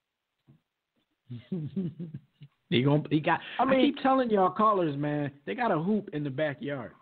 Come on, man. Yeah, they got a hoop in the backyard, but you ain't playing competition. Like this. Bar's a star, man. He keep talking trash. He can get Michael Jordan in the backyard because Mike gonna take his challenge at some point. Okay, think about this. When he was playing in his playoffs, he went against Manu Pro's kid team. Bobo, he went against Mario Day. California got some good competition. They got some of the top high school players in the whole nation. Their school's got about 5 or 6 teams in the top 25 in the country. That's a stiff competition. What are you gonna do? I'm pretty sure the play. basketball workouts, Casey Mack, are going to probably be a little more intense than the geography. Well, the geography class going to be lit because when they go talk to. Well, we may gonna have the freaking flower mileage, but when they go talk to the CEO of Li Ning, trying to get that distribution deal, like he gonna have his geography gonna be straight. He's gonna be the smartest dude ever in geography. But all right. I think the basketball workouts are going to be top notch. You know what I'm saying? LeVar is a straight up celebrity now, so he could probably get him runs with whoever. Not that that's the end all be all to actually learning how to play fundamental basketball. You think he'll be running with the Lakers? AAU definitely ain't that either. Like, so he kind of needs some structure, but like Jimmy and them mentioned anyway, he wasn't getting fundamental structure at Chino Hills anyway. He probably would have gotten that this year because it looks like the new coach and the superintendent are no more interested in taking LeVar's crap, and he was actually going to do some coaching, which would do his son very well. It would do him good, but if it ain't LeVar's way, it's the highway. So, bye, Chino. He need to get off the daddy team. Daddy gonna have to let the boys grow, just like he's allowing them other two boys to grow. Well, that's because he didn't have the idea earlier. He didn't have the idea earlier, so he probably would have did the same thing with them. I mean, and then they had the coaches. He had 3 dudes on the team at the same time. Like the coaches, it didn't matter if they listened to him or not. Like you couldn't have his sons on the bench. So once they were in the game, they were going to listen to their dad and not listen to the coach. So it really didn't matter. Now that it's just one left, I think the school is trying to flex his muscle a little bit more because there's only one left. Let me ask you this: if this was a white guy, would we be having a problem with this? I would have the same problems that I have because I don't. That's the thing. I don't have. My problems aren't. My problems aren't wholesale problems. Like I have problems with some stuff LeVar does. I love some stuff he does, and then the third part of him just entertains the hell out of me. So the problems that I have with him, I'd have with the white guy, the green guy, the red guy, the purple guy. Like, it doesn't matter. You can ask that to a white dude. I don't know. Okay. The answer, the honest answer might be different for them, but asking that on this show, I think can we give LeVar the benefit of the doubt to the fact that he's had with kid number 1? He finished him taking kid number 3 out of school. I mean, I'm just saying because and kid number 3 might not be kid number 1. That might be true, but what I'm trying to say is this. Okay, Bryce Harper was homeschooled. Tim Tebow was homeschooled. When he had a kid that made it to the NBA after 1 year in college. So he might be feeling himself, and he, like you said, he's had this plan. And every time we look at LeVar and be like, man, he's out of his mind. Ain't no way he's gonna be able to do this. He seemed to do it. Something like this. See, when y'all do that, you're just giving overall examples of other people who fundamentally did the same thing. You're not giving details, though. You're not giving details. No, but what I'm giving this, we can all agree. We can all agree he is training his boys, right? I mean, he's got some kids out there doing all kind of. They're different. Well, we know. I mean, they practice we keep talking about Tim Tebow. He didn't exactly make it where he at right now. Yeah, but he got drafted. That's making it. He got it like this. Hey, he got an NFL first round draft pick salary. He may not have performed. And you know what? Only why Tim Tebow didn't make it because he was too pig-headed. If he would have changed his position, he'd still be in the league right now. Tim Tebow would still be in the league if he would have changed his position. You know that. If I rolled this sticky in a backwood instead of a switcher, I would be. Whatever. You know, if. I know. If it's a fifth. No. Tim Tebow sabotaged his own career. Nobody else. I'm just waiting for y'all to give me some better examples, though. Like Jimmy gave me a list of weirdos. But examples like this, you got examples. You got Tim Tebow is he's already got. The man thinks he's got 3 prizes. All right. Hold. Franklin Delano Roosevelt was homeschooled. Man. He thinks he got 3 prizes. Right now he's 1 for 1. He's 1 for 1 right now. got 2 to go. Yo, Bryce Harper's wait, parents we're wasn't still putting him on reality I'm a TV Lonzo, and giving him I'm a a Lonzo Lamborghini. fan. Hold up, B. But I'm a Lonzo fan all the way. He still did it. Listen, I'm a Jello fan all the way, I'm a Lonzo fan all the way. But come on. Just like Ben Simmons stepped foot into an NBA game that meant anything yet, with all the hype he's getting right now, Lonzo hasn't stepped foot onto an NBA court in a meaningful game yet. So let's not say he's 1 for 1. Let's not say that. Let's not say that. I guess I'm a Lonzo fan. If his mission was just getting him there, and getting the bag, then he could end up being Tim Tebow. He got the weird shooting motion like you know what? Motion. He might be He absolutely could. He absolutely could. Let's see what Jello does. The great thing about this conversation is time will tell. That's kind of where I stand. Let me ask you a question. End up in the league? I'm a Lonzo fan. I'm a Jello stan. I hope Jello is an NBA legend. Shout out to Hank Rawlinson because he hating. And LaMelo, like, you know, I think he might be getting the short end of the stick on all this because he's his dad's experiment. Oh, I'm an experiment with this little. Yeah, but he's also in the worst position because it's like he has to deal with his after the celebrity is what it is. Like Lonzo was part of making the celebrity. Legend in Jello. Yeah. So he has a hard part anyway. So outside of all this, he might not have panned out anyway. He might not have panned out anyway just because of the pressure. But you know what? Hey, he might be. If Lonzo pans out, there's a chance they'll still get a chance just because of Big Brother. Listen, they're going to get a chance. The NBA they're going to get a chance to get paid to professional basketball somewhere right now. Nothing else right now because they're going to be a draw. Right. But listen, I agree. As far as, you know, just because Big Brother, like the NBA ain't exactly the same as college. Like, there's no doubt that these dudes got full rides at UCLA because they leveraged Lonzo to do so. That's fire. Like, they had full rides at UCLA before UCLA probably even saw them play. Yo, because that is absolutely Lonzo's fire. Not coming there unless you get his other brothers. But it don't work like that. But you know what? Before Lonzo got that UCLA scholarship, LeBron was telling them they're going to UCLA. I mean, he bullied UCLA. You know what? Hold on. I can't wait today. But you want to go to the. If I'm good enough to go anywhere and I decide to go to Temple because it's around the corner, like Temple going to take me because if I can go to Kentucky, Temple damn sure better take me. Yo, I can't wait till the day. I can't wait till the day that Triple B was public because that's going to be an amazing time in American history. Casey Mack better be the first. You said the NBA doesn't work like that, but Earl did get Chris a run, and LeBron did get Tristan Thompson a lottery check. So it does kind of. I mean, if you got brother combinations in the league, Harvey Grant wasn't as good as Hart. Yeah, I mean, and Harvey Grant was better than Horace in college. And their son. You never heard of Horace Grant in college. It was about Harvey.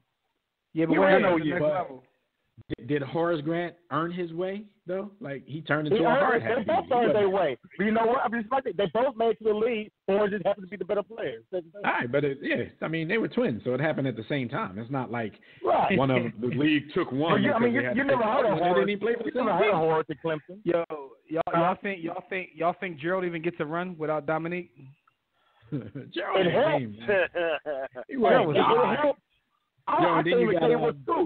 you got Drew and Justin Holiday. I mean, some dudes don't pan out. They'll get a look. Big Brother helps on family. If a Big Brother can play, it helps. No, it helps. It helps, but the NBA ain't like we're taking Justin because of Drew. Like he's good enough to be on somebody's, Listen, bench. man, he might go to UCLA and determine I don't want to play basketball. I want to study business because I'm going to be a great executive at this publicly traded Triple B organization. You know what I'm saying? So he already got his own business. All right, hey Casey Mack, thanks for your call, good brother. You know we always coming out, baby. All right, Casey, Kansas City Chiefs. All right, Casey ain't saying a damn thing about the Dallas Cowboys. It's all about the Chiefs right now. That must be. It must be easy. Favorite team cherry picker. Yo, real quick, what y'all guys think about this new NBA All-Star Game format? I think as much ado about nothing. It just gives dudes a chance to play with their buddies. Because are they going to pick the teams They're to gonna be run even with their or to homies. be competitive, or is LeBron going to pick, well, I guess D-Wade got to make the All-Star Game to get picked. But they might just pick people that they know, people that they like, people that they want to have a good time in the locker room with. But no matter who they pick, even if the teams are both stacked and you're like, oh, those are some good rosters, it's not going to change the play. The All-Star Game was going to be 180 to 170, and nobody's going to play defense, and nobody's going to take it seriously. So this doesn't even have anything to do with the game, Jim. This is I just want to see Brian. I just want to see Brian pass on like Kyrie Irving for like somebody who shouldn't even be there. for a first-time All-Star. That's going to be amazing. He's like, yo, give me Ben Simmons.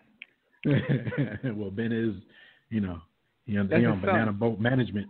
So yo, Izzy, that's his son. Yo, yesterday watching like the local news, they said they called the boy LeBron James mentee Ben Simmons. I'm like, damn, that's his name. That's what he's going by now. I'll take it. Yo, that's his. Yo, and that's his local news saying that LeBron James mentee Ben Simmons. What the heck's wrong with y'all? But anyway, I'm definitely excited about that kid. He came out of the gate blazing. But like I told Casey Mack, like about Lonzo, like that's a meaningless game. Like tip off might come in a week or two, and Bull might freeze up and be a bum. Who knows? Don't think it's gonna happen, but you don't know. So shout out to Ben Simmons. Gonna be better than Lonzo anyway. Rookie of the year. Heard it here. 340,000. Talk that talk.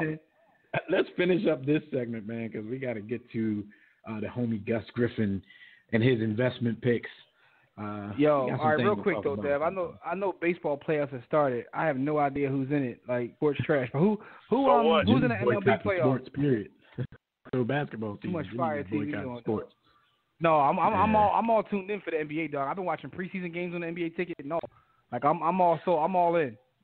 I'm surprised though, because Jimmy grew up a baseball stan. Like Jimmy's like the only person in school. Maybe you and like Scott.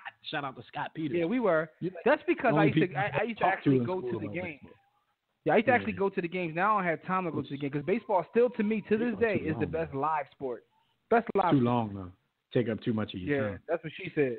But yo, not the who's in the playoffs though? In and out. The baseball playoffs, which has already started. The Yankees got into the mix by beating the. Who the hell did they beat? All right, Robert Moreland. I know you listening, man, but I got confused with Robert Moreland today. Yankees fan? I thought he was all Cleveland, all everything. Well, he likes whatever LeBron likes. He's against. LeBron jumped on their bandwagon when they went to the joint. He's against the name, the team name. Oh, and the mascot. Okay, I get it now. So I give him props. Now it makes sense because he's sense because he said Cleveland's baseball team. I want to call him a Cleveland homer, but I don't know. His interest past LeBron. All right, well, salute to you, Bob. I was just asking the question because I saw your post today about the Yankees and the Cleveland. Shout out to him for taking a stand on that dreaded mascot. That John looks. But he had to route the Yankees though, right? He had to route with the Yankees though. All right, my fault. Go ahead. Yeah. I don't know. Some people just have Yankees hats. He might just be rooting for them because I don't know why I'm defending this ball. American League Division Series, the Yankees and the Cleveland people, Native Americans, Boston, and the Houston Astros. That's crazy because Houston is like perennial playoff participants now. Like we're not into that.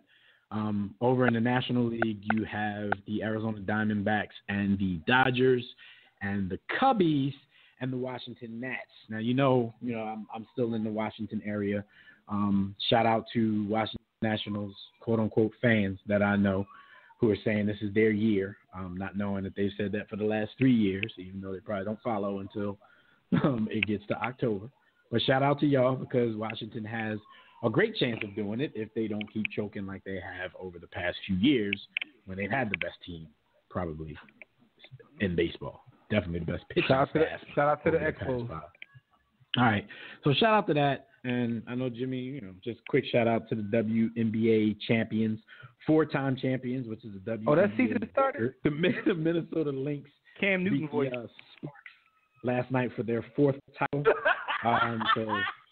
So I was about to say, you about to get us on the Cam wavelength here. So yeah, that's what's up. What's our stat of the week, man? Before we get Gus's pick. Also, just in reference to the MLB, shout out to the Montreal Expos. But stat of the week, the New England Trumps are in Tampa Bay tonight. Tampa Bay is the only NFL city in which Bill Belichick never won. Never won in Tampa, which is weird. Because when I think of Tampa, I think of new football. I don't know. I'm like, how? I don't know. We must just haven't been there in a long time. I don't have. Let me see if I got some facts on that because it is weird. That sound mad, Chuck. Yeah. Tampa's the only city never in a game. In fact, he's never even been involved in a game in Tampa in the 23 seasons as head coach with the Browns or Patriots. So there it is. He's never played in Tampa before. Oh, man. So like saying, I ain't never smashed Halle Berry. Anticlimactic. Y'all act like Tampa ain't in America. Yeah, because you try to tell the boy he ain't hit it right, and he never even got it. So what does it you the only boy that ain't smashed Holly right. I ain't smashed Halle Berry, so opportunity to present itself. Stat of the week was a dud. I fell for the okie doke on that banana in the tailpipe. So you fall for the okie doke? Yeah, they got you. They got you.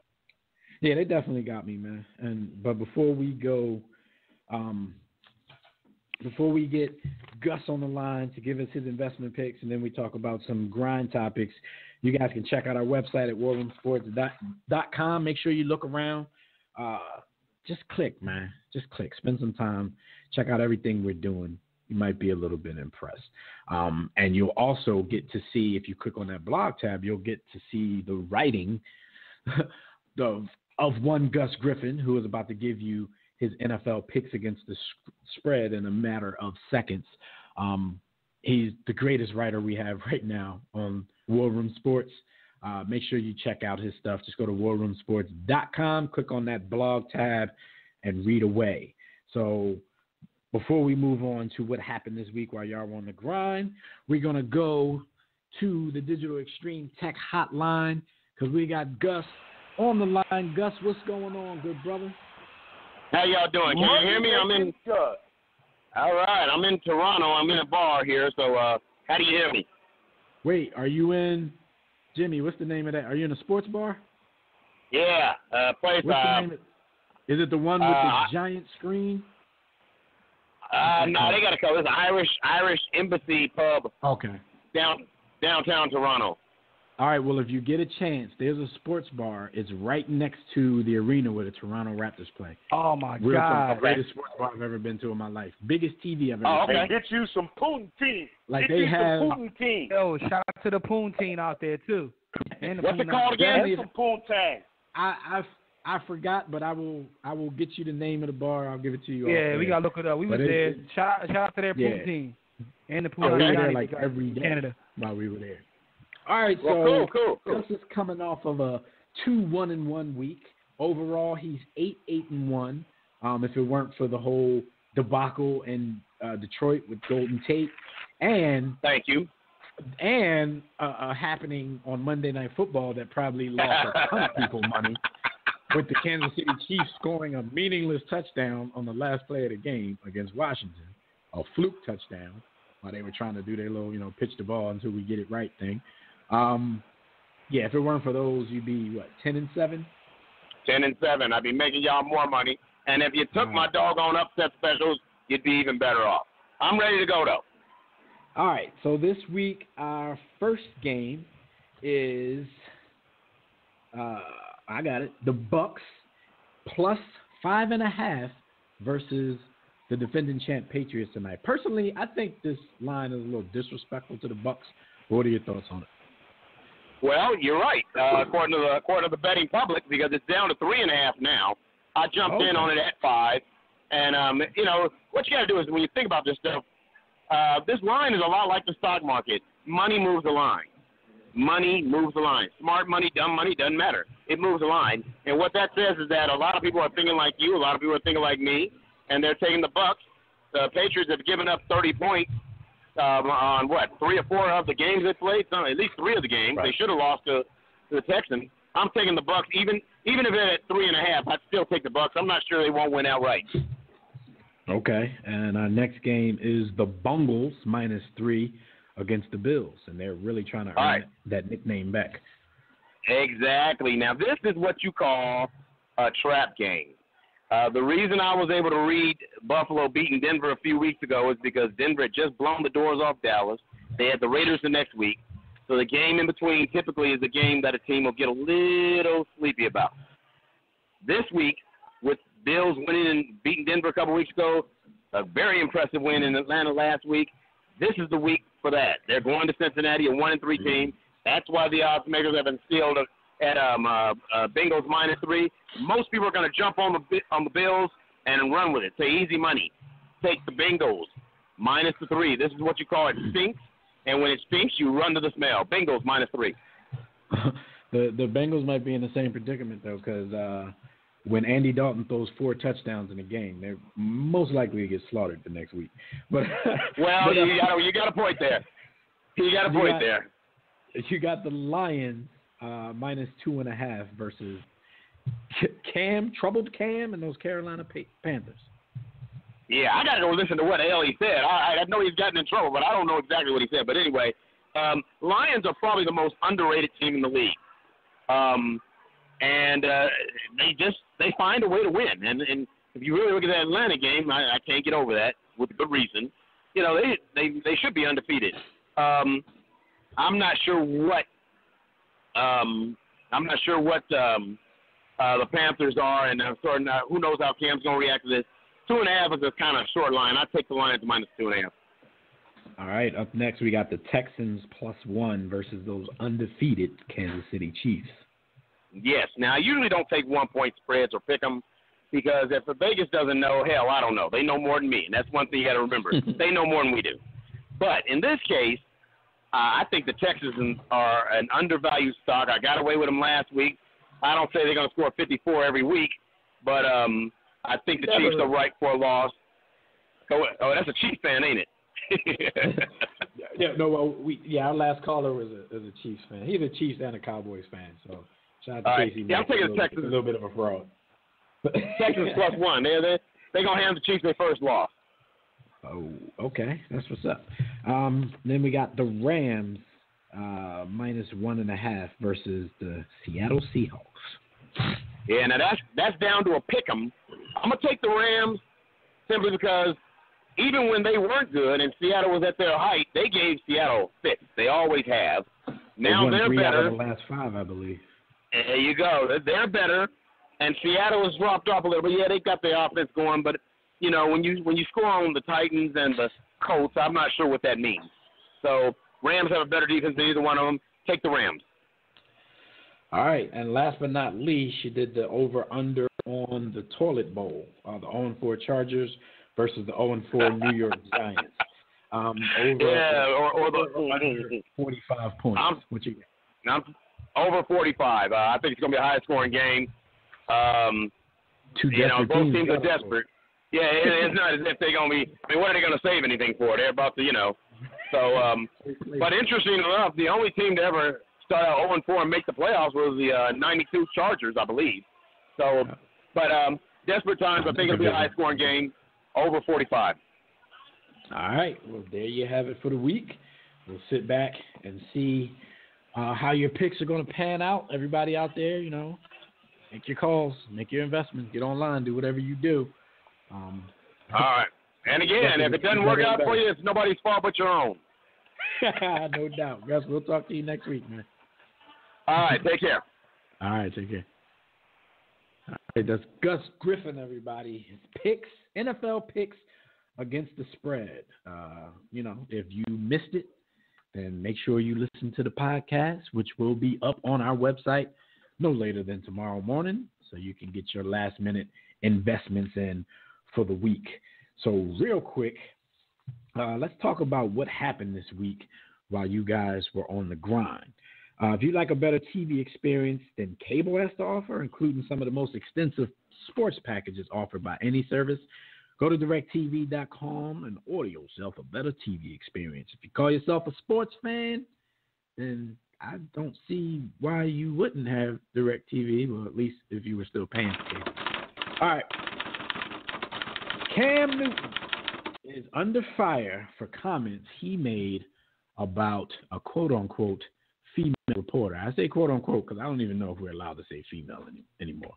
Jimmy and I have been running into some mixed emotions about that lately, so we're trying to leave it alone altogether because I already know what it's hitting for when the feminists come after you, and I'll tell that story again in a few minutes once we get into this whole Cam thing. All right, so the Wednesday press conference at the Panthers facility had some drama, had some controversy. After Cam made some comments, like the tweets started flowing from the actual reporters, who were in the room. So, female reporter, I'm saying female because that's what they're calling her in these stories. Don't kill me. Her name is Jordan Rodrigue. She works for the Charlotte Observer. She asked a question about routes by receiver Devin Funchess.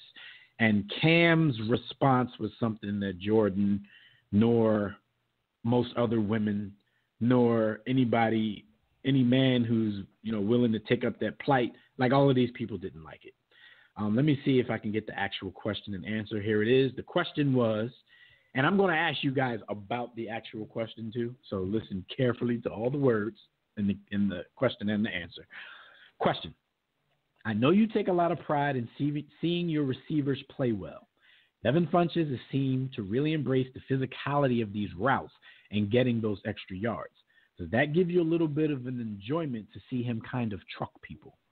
Cam's answer. You hit her with this first, too. It's funny to hear a female talk about routes. Come on, Cam.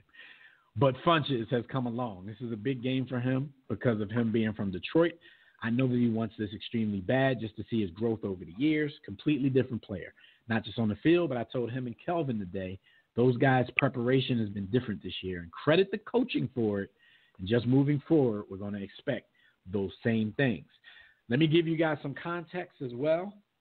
I don't remember this being as big of a deal, but in 2012, following a loss to the Dallas Cowboys, Newton said, I'm going to leave this room and I'm going to bring in a suggestion box. I think y'all remember these comments. And I want your suggestions to be in that suggestion box because I sure don't know. I really don't. I wish I could tell you, but the only thing I control, sweetheart, is myself. Offensively, I'm the leader of this bunch, and we haven't been getting the job done. All right. Now, this whole thing is ironic anyway because I don't know if you guys remember, but our second episode ever was entitled, I think it was like female reporters in the locker room or something like that. But that was the topic. That's when we used to just take the whole second half of the show and talk about major topics. We should probably start doing that again. You guys remember that conversation? And we talked about females in the locker room? I do. I certainly do. Sport, like football.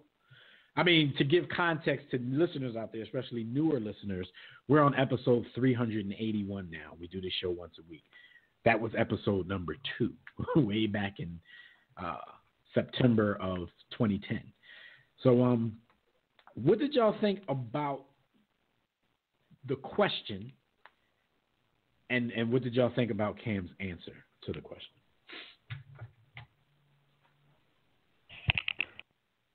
Don't all speak at once. Bueller.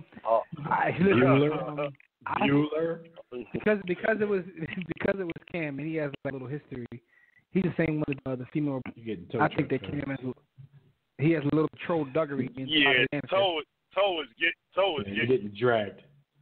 Jimmy getting dragged by a pickup truck. Look, we'll get back to Jimmy in a second. First of all, like Jimmy reminded me of something. Like Cam is just going down the line and basically pissing off every group he can possibly piss off year after year. First, it was the white supremacists where he basically said, I'm a big black man. They've never seen anything like me. They don't know what to compare me to. They didn't really like that a lot. So to appease them, a whole new Cam Newton came back the next year. The Cam Newton that said, there's 8 inches of skin, under that with something. I'm paraphrasing. We're the same thing. Color doesn't matter. Something he was saying along those lines. He pissed off, the Black Power crowd with those particular lines. And here we are again. He's kind of pissing off the feminist movement and anybody who supports it. And he's kind of been here before when they took exception to him calling a female reporter sweetheart in the middle of his answer. My thoughts on the whole thing is just, certain things we talk about, the times that we live in, you definitely got to be more careful with what you say. That definitely isn't the place, because let me tell you this, male, female, whatever. There are people in every profession, especially in journalism, especially, covering these sports teams. There are people in every profession that basically have no damn clue of what they're doing. But there's people, male, female, in every profession that, 100% knows and owns their craft. And, when these people are in the locker room with all the guys that you respect, like, you have to treat them with that same respect. And you can't marvel at their football questions because you think it's weird to hear a female getting into the X's and O's of a game. She's in the locker room. This is what she does for a living. So why would you make that comment there, of all places? Like, make that comment when your girlfriend starts talking to you about your playbook. Now, I'm not going to, rail on Cam the whole time about that, because I have some experience with this. And I know you guys have heard this story plenty of times. Jimmy B. Austin, they were basically there for it.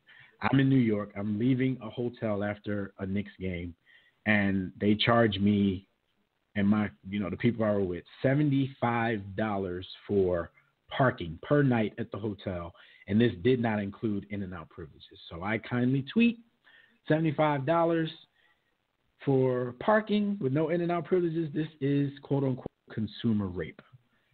I was unaware of my 4 to 5 hour drive from New York to back to Maryland, where I was going, that I was pretty much getting dragged on Twitter the entire time until Jimmy and somebody else contacted me while I was in the car to tell me that I was being dragged by feminists on social media for saying consumer rape. So I know that it's sensitive out there.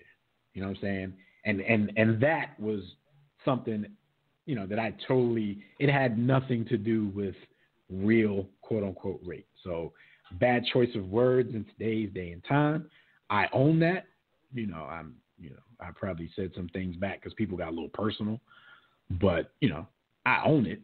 But at the same time, like, Cam is in a different spot. Like, they're looking for a high profile person to drag, and he just gave them, what they were looking for. So what are you guys' thoughts on the mistake that he made? I feel like it wasn't really a mistake. I feel like that's who Cameron Newton is. I don't feel that he's necessarily sensitive to I won't even say sensitive to, he's not respectful of a woman in a position as being a knowledgeable member of the media, because this has happened more than once. Now, the problem that I have with it is it's not as if this young lady chose to say, Cam, what do you think about Devin Funchess lining up inside the numbers, running on the high leg 7 yards deep, turning it into a dig route, and making sure that his body positioning was correct. So she didn't get into anything deep. She just said, how do you think he was with his physicality and the way he played the game? I kind of felt the question was kind of strange because, okay, she asked about his physicality in running these routes. Now, we know there can be physicality in running routes. Like, I'm assuming she's going along the line of, he has to get off of jams. He has to do some hand fighting with the receivers. So I'm thinking the physicality of routes.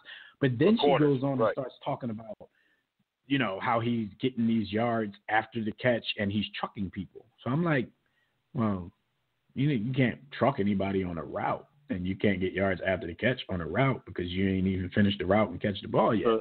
So it did sound kind of strange. So if he was to say, like, that really doesn't make much sense, fine. I don't think anybody could come at him, because you could say that if a man said the same thing, and in his head he might be saying, you know, silly chick, don't know what the hell she's talking about. But you just can't answer. No, but he created a situation where it became about gender, and it questioned her credibility based on gender, not based on her asking what your perception of would be a silly question. So it became about gender immediate. So whether or not he thought it was a silly question or not, his immediate response was, "Oh, isn't it cute? Isn't it funny to hear female talk about routes?" So right now he's discrediting her based on gender, which is kind of where I was going with it. And I think that I don't think Cam has much self-awareness, and definitely lacks. He's tonally deaf where it comes to other groups of people. But then even further, I think he has a bit of a chauvinistic air or edge to it. That just is. Well, let me set off a word you said and ask Jimmy a question, because you used the word discredited her. We talked about it a little bit in the open when Jimmy mentioned some of the writers that we know, and, you know, some of the black writers out there. There are a lot of people who are basically, and Jimmy talks about this all the time, how your Twitter posts never disappear. So to kind of defend Cam, a lot of people are basically calling her out on, you know, kind of non-relative stuff that she said on Twitter before, jokes that she's cracked. She's actually used the N-word before. She tweeted about how she was riding through Navajo country and her dad was making racist jokes the whole time, and she talked about how she loved it. So people use these tweets to throw it in her face, basically. Now, before you answer, Jim, you know, as a race, we kind of get upset when people do that to us. We talked about it earlier when we talked about the shooter in Vegas. When Trayvon Martin gets shot and killed with, you know, unarmed by some dude who was out there just looking for trouble. And then they go on and tell you how Trayvon was a thug, and they show you every Tupac-looking picture he's ever taken in his life. Like, we absolutely hate that. So is it cool that we're doing that to this woman about something that really is not relative? Or is it like eye for an eye at this point? Yeah, about to say the eye for an eye at this point. Listen, here's what I think. But I think it's both, and it can be both. You know what I'm saying? This is the system and what we have. It can be critical. We reserve the right to be hypocrites, goddammit. Absolutely. Talk. Absolutely. Absolutely. I knew that's where Blackish. I knew that's where Jimmy was going to go with it, and that is one of the most intelligent perspectives and profound things I feel that's ever been said on this show as it pertains to the African American experience. When you look at some of the things we do and you call them into question, which you could say, all right, we're being hypocritical. But we didn't create the scenario, the system, or the context that allows us to be what we are. We didn't create this. All right, so I feel you. We didn't create it. So, you know, this is my question here. And actually, you know, I spoke to one of our favorite writers about it earlier. And I was basically telling him, you know, because he was talking a lot about, you know, what this woman has done and said in the past. Shout out to the homie Ron Glover from the Starting Five. I spoke with him a little bit earlier, and I was saying, you know, our defense of Cam by doing this, like, at the end of the day, it's really not even going to matter, because at this point, especially with the actual words that Cam said, they don't really need a face behind this one. They can toss her to the side, you know, as a piece of crap human being, but it still leaves the fact that Cam didn't even say, you know, it's weird to hear you, Jordan Rodriguez, ask about routes. He said it's weird to hear female reporters talk about routes. So it actually doesn't matter who the face of this comment was, because, like I said, the face can be tossed because he made a sweeping generality of women in the locker room and women talking football and women understanding football. So I don't even think the defensive Cam by, slandering this chick, I don't think it means anything. In the grand scheme of things, they're going to go with him because he said females. The interesting part is, they're gonna ask some black females. They're going to ask Jemele Hill, and I'm interested to see what people of her ilk are going to say, because we know Jemele Hill is Black Fist all the way. So I'm interested to hear her perspective on this whole thing. So B. Austin, you might have to hit her up, and we might have to do a video or something. So what are your thoughts on that? Absolutely. Do y'all think this movement needs a face because of the actual words that he used? No. And you know what? And this is where it becomes multi-layered and multifarious, and that's kind of the conversation. I that's why I have to separate this and point to exactly what his actions were and acknowledge the fact that he was being chauvinistic, and he may well be. No, he is in the wrong, because that's the approach that's going to be taken. Now, he becomes an easier target in today's climate because he is a 6'5" black male who plays quarterback in the NFL. So now, in light of that, we all know where the wind in the sails may come from to slander him or attack him, because it's not just going to be the feminist movement strictly from a feminist perspective. It's going to be, here is a black man out in front that we can go at, who's in a position, who's also supported Colin Kaepernick as of late.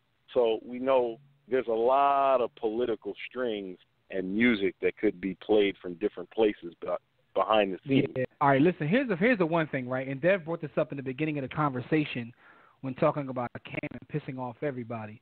And I'm going to quote the philosopher William Cosby. William Cosby once said, "I don't know what the secret to success is, but the secret is failure. It's trying to please everybody." Cam be saying stuff that's backtracking and going around. How you gonna quote a rapist? Yo, I said William Cosby. How you gonna call my man somebody rapist? Different though? You know what I'm saying? Anyway, the point is, but those bars, though, I don't know what the secret to success is, but the secret to failure is trying to please everybody. And Cam is one of those guys that tries to please everybody. This is a natural response to him, but I want to see like how he does from here. He already lost one of his sponsors. Dev is right. They are going to go to all the being corny. They're going to go to all the famous black females in sports and get their opinion. And another quote, my granddad used to tell me, "Look, it's hard enough being a black man in this country. Don't give a rope too when you already got to deal with everything you got to deal with." You know what I'm saying? So Cam still going to drag him. She don't care about blackness. Yo, right, wrong, or indifferent, he got to chill because you're giving him rope. You know what I mean? Like, you know what I mean? So, but at the same time, I also want to say something. Listen, I love black women. I love feminists and all that.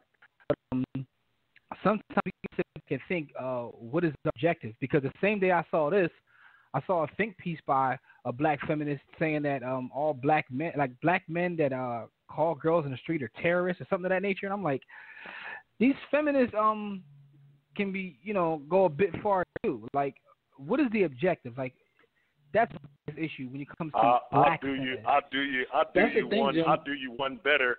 There was a recent piece by a black feminist that said black men are the equivalent of Caucasians. Well, that was by a black brother. Actually, a dude that wrote that. It was a black brother who wrote that. Panama. He could still be a feminist. No, actually, it wasn't Panama. It was the boy Damon.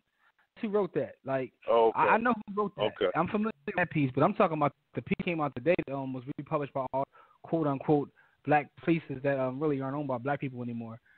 Which is saying that black men, the black man's attack, literally calling us terrorists. Like literally calling us terrorists, written by a feminist. Like, and I'll share the piece with y'all. But I was reading this on the same day I saw that. And I'm like, boy, here we go. It's like so many fights around, and I want y'all all to stay woke because this is the fact that we got terrorism going on, and they just another Caucasian man had guns and they had 900 rounds on him. They don't know where he was going, but no. He wasn't a terrorist. He was just a lone wolf. He was just a lone wolf. He just snapped. He's a great guy. He just snapped. Get it right, Jimmy. It's a quick story. It's a quick story that I have to get off because this is, I don't know if y'all heard of this story. This is mad ether bars. But Jeremy Lin, right? Jeremy Lin. Everybody remembers Jeremy Lin and Lin Sanity and this, that, and the third. He came into this Locks. I don't know how BR feels about that because he's the resident Locke brother. Once was. So people have been taking it different ways. So Jeremy spoke with a lot of his black teammates to see how they would feel about him locking his hair. And he locked his hair. So, to make a long story long, Kenyon Martin went off about cultural appropriation and how he wouldn't on his team and it'd be some things and this, that, and the third, talking real greasy about Jeremy Lin. Jeremy gave him the most passive-aggressive ether I've seen in a little while. Sent out a tweet or a Facebook post, one or the other, but he said basically, I appreciate you expressing yourself. That's your opinion, and I'm glad you share it. He was like, is anything wrong with celebrating culture? As I see you have kanji tattoos in your arm, which are Chinese. I like the fact that you appreciate the culture. You know what I mean? And I'm just appreciating the culture with this as well.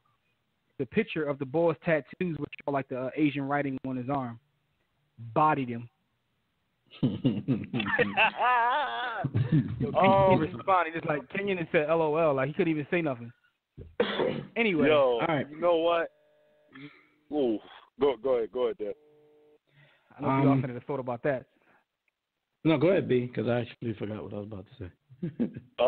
I was homeschooled. I don't have a problem. This is a much deeper. Cultural appropriation is a super deep topic to go into. I just appreciate the ether, and for some reason, I'm not offended by Jeremy Lin having locks as much as I would be offended as if Doug McDermott had locks. For me, think about that. Jeremy Lin, he's back from every season with his hair like dyed or in a mohawk, like his little thing. He's trying a little everything. He wants to be everybody. Yeah, he's going too far. He may have went too far, but I just thought that was like a little funny story the way he put him on a knife, like he said thank you and then killed him. But anyway, I know definitely the story doing the talking for out here.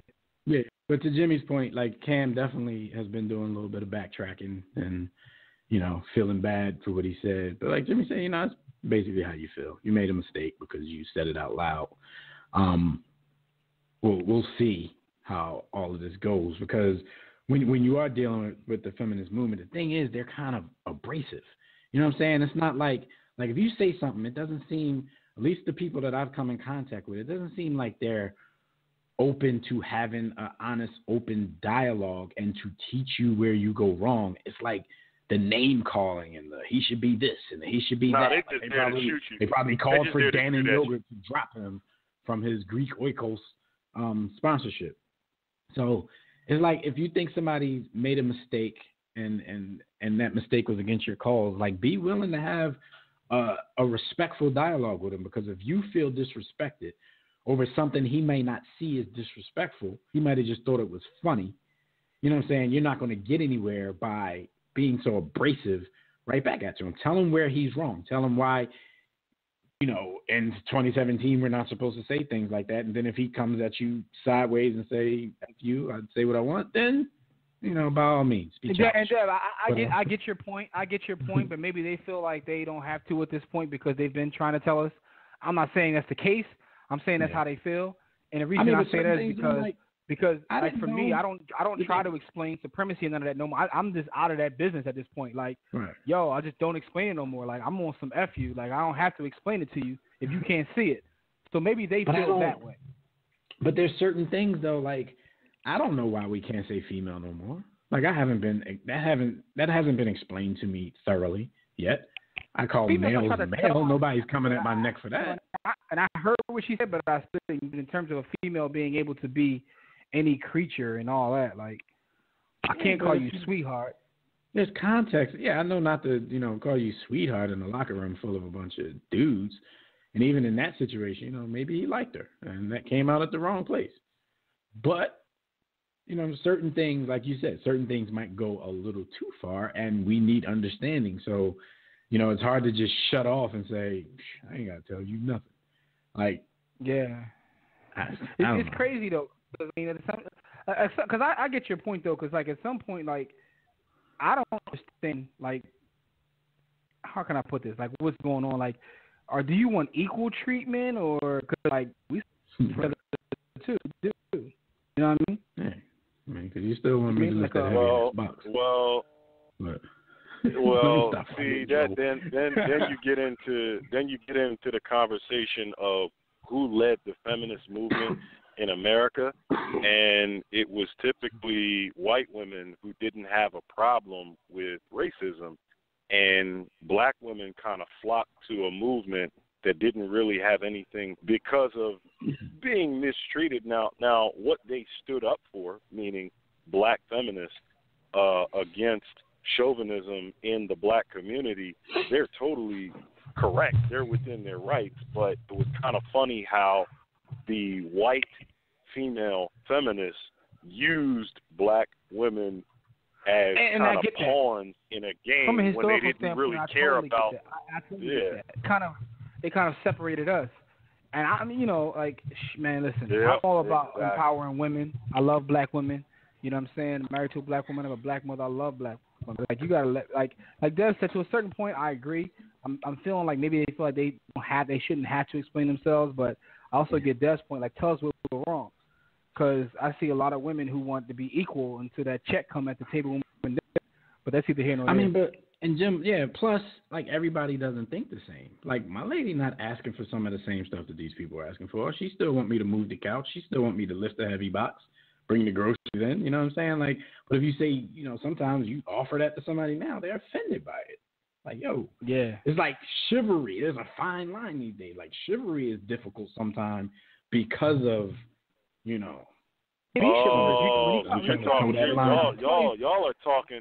Y'all are talking about the women that jump across the fence. Sometimes when it's convenient for them, they want to be feminists, but when it's inconvenient, then they don't. Okay, I got you. Listen, man, I don't want to be feminist that come at dinner. That's all I'm saying. And Deb, you're absolutely. It's hard to be chivalrous in 2017. You get called thirsty, but that's either here or there, man. Right. I know you got a couple of topics you want to talk about. Let's get your man Mark Cuban says he's actively considering a presidential run in 2020. I don't have a lot of bars about this, but the fact that Donald Trump is giving everybody the inspiration and motivation to think they could possibly be the president of the United States, no matter what they've done in their lives. Y'all got any thoughts on Mark Cuban? Would y'all vote for Mark Cuban? In a vacuum, he's not qualified. But after number 45, like, how can you say no to Mark Cuban? After 45, everybody in the country is qualified. Everybody, like, he'd be way better than what we have. I can't, Because here's my thing. Like, I don't know what makes anyone qualified. We can debate that till the cows come home. I don't even know what that means. What the hell do I mean when the cows come home? When do the cows come home? Anyway, but the thing I can say about Mark Cuban is this. Mark Cuban actually leave home until they get slaughtered. Mark Cuban actually had his hat in the ring last time. So this isn't a new thought for him. He thought about this before. He thought about actually running against Hillary. And at one point, actually this is like the second or third time he's talked about this during an election, like even in the Obama days. So this is not like a new thought for him. I think people probably are taking it more serious now that we've had 45, and he's openly said that he wants to go against 45 just to get 45 out of there. Like, and he said he'd had no problem releasing his income tax return. Shots fired. But he also said if there's a better candidate, then he'll stop considering it. I'm like, that's cocky to say. Yeah, boy acting like he a hero. Like, I'm gonna save y'all. You acting like Andy Kennedy. Like, there's a better person running than one of them damn Kennedys. All right, so speaking of that, the Bull 45 was in Puerto Rico the other day, and what's been in the news all week is that he was actually throwing paper towels into the crowd, shooting like a basketball, paper towels into the crowd. I guess as a relief effort. Like, I'm sitting here like, and he's smiling while he's doing it, like he's Peter Pan or somebody. Like, do you think people just want things to be thrown at them? Like, you're not even making sure that everybody gets one. You're just tossing them, and whoever catches it. Yo, this is like. But what's worse than the actual shooting, Steph Currying, the paper towels into the audience is the speech. His form that was he fire, made. though, Dev. Give him credit for his form, though. His form was all right. We always talk about 44 and his ball game prowess. Pause that. I don't know. 45 might be. He might sneak up on you. At least from the arc. 45 he might be a set form was shooter. perfect, though, man. Yeah, he might be a set shooter. But listen, man. He said to these people, he basically told them, in a real disaster like Katrina, where thousands of people were lost, he basically told them in a nice way where he thinks he's saying something nice. He's telling them, stop bitching because you only lost 17 people. Yo, Puerto Rico is friend of yo, this is destroyed. fire. And did he even know that was an American territory before last week? Because I'm finding it hard to believe that he did. Yo, the funniest one. You ever see the one where he's sitting there and he's talking about his wife? Like if she was here, she would tell you this. Yo, she was sitting next to him. Right next to him. Yo, 45 is a comedian dream. But shout out to whoever made the video of Trump in the 3-point contest as Larry Bird with paper towels. That was the greatest thing I've ever seen on the internet. The internet's undefeated. He told disaster victims, stop bitching. Yo, pretty much. Yo, my man went to Puerto Rico and said, yo, cats get shot every day, B. You be all right. You tough, right? Shot every day. You tough, he basically hit him with the DMX, like, keep it real, partner. Like, stop being greedy. Like, what are you, like? My man said people get shot every day, B. They be all right. And his he said hurricanes happen every season, B. Stop bitching. You be all right. Wow. That's going to stop from crying. They said he met really with officials. Funny. They said he met with officials in Puerto Rico for 17 minutes. Puerto Rico is devastated. He went down there, shot some paper towels in the crowd, and met with the officials for 17 minutes. Dog. Because we're a sports show, we might have forgot that didn't he get into it with the mayor of Miami or the mayor of San Juan or both? He's been in both. Yo, my mom had to spend more time with the principal when I got suspended from school after a catastrophe. He went down there 2 weeks after the final blow that Puerto Rico. Man, shout out to 45, man. He did what he wanted. He has to be hurricanes happen every year, a lot of people. Yeah, that's basically what he's telling y'all. So listen to the man. If you want some paper towels, I hope your catch game is right. Yo, and he gave him the Save-A-Lot brand. He didn't even get Downy though. Like he gave him the straight off brand. Yo, let me ask you a question. Because you're about to move on. Listen, I gotta ask you a question. In a hurricane, after my home has been destroyed and I'm distraught, the F I'm gonna do with some paper towels.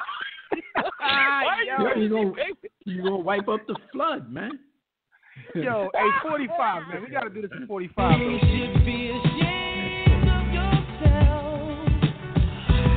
The way you carry yourself.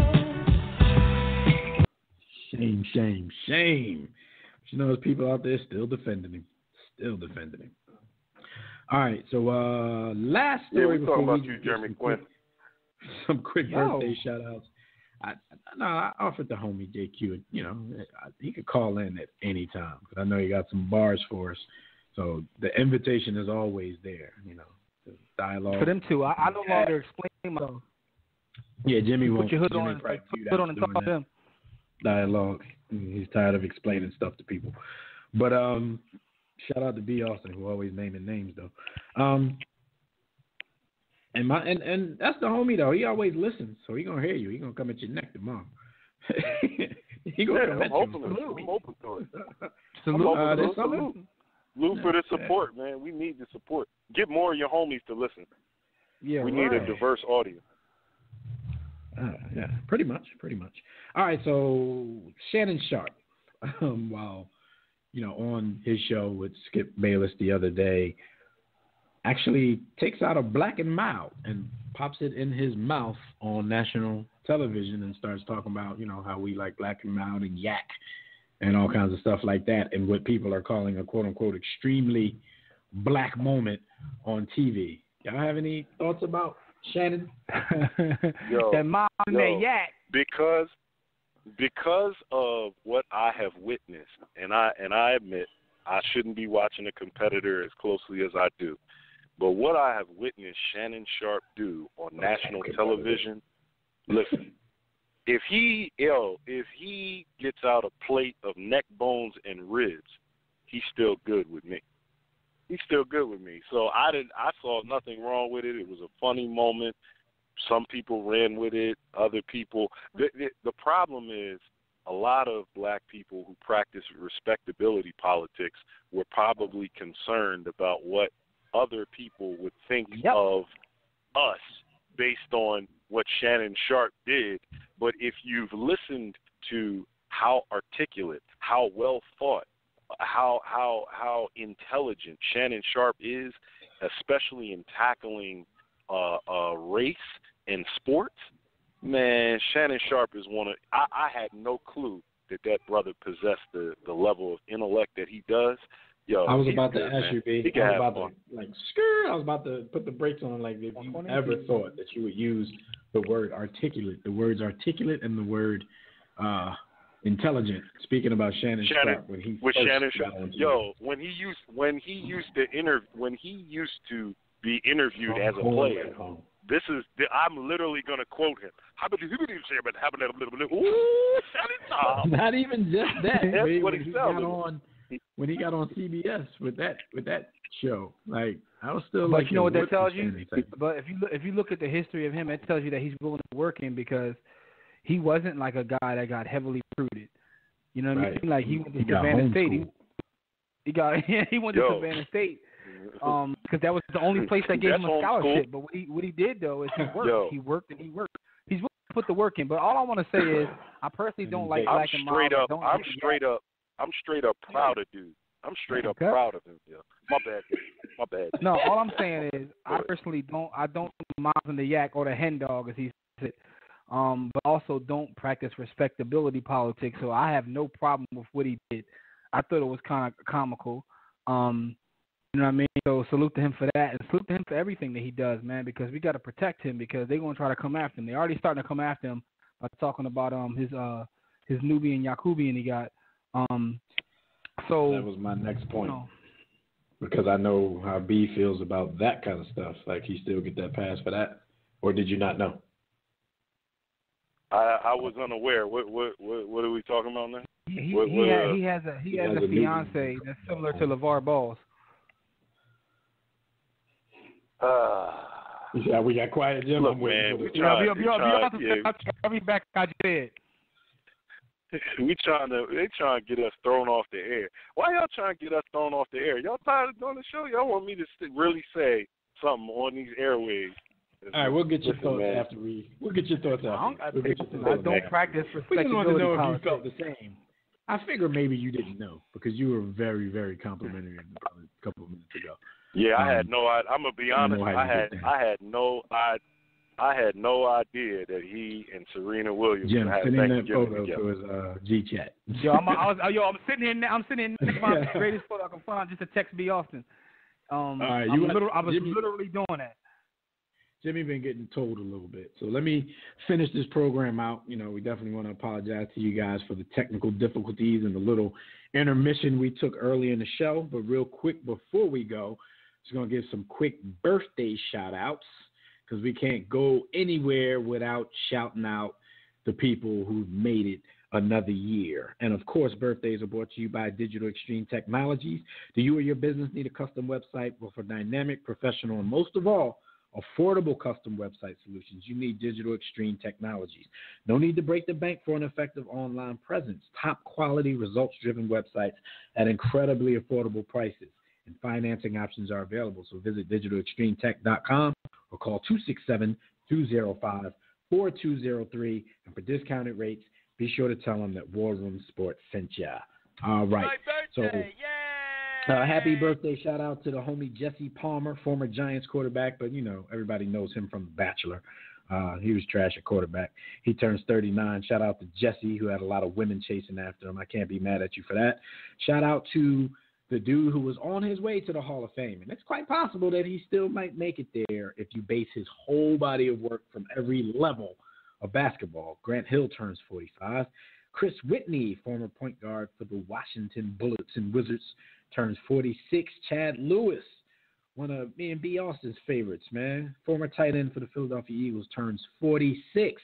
I didn't know underrated. Chad Lewis was that old. He must have played until he was like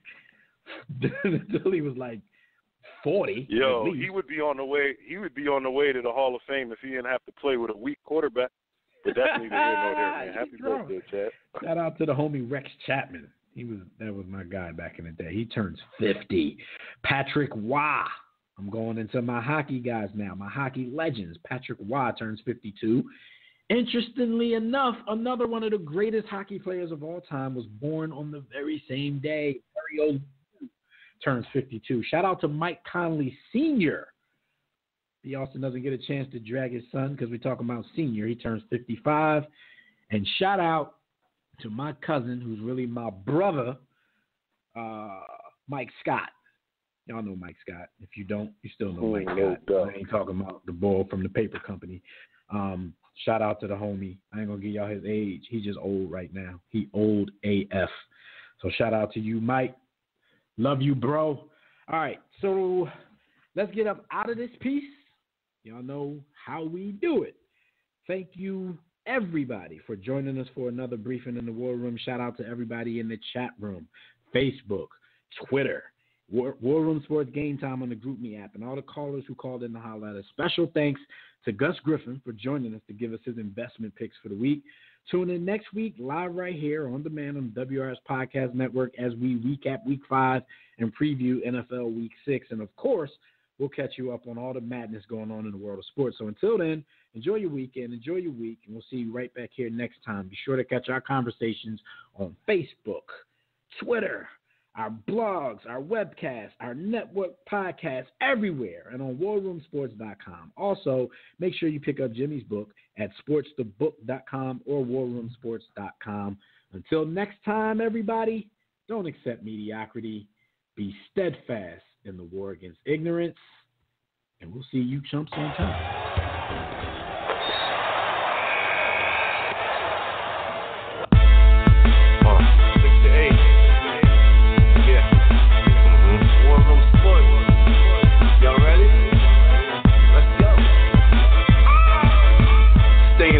Jimmy, know the blueprint. Yo, every Thursday, 6 to 8, they do this.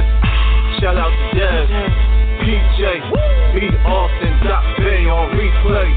WarRoomSports.com. Get that mobile app. If not, dial 323-140012. They be going and you sensitive, then oh well. Yeah. Physical podcast, let's talk sports.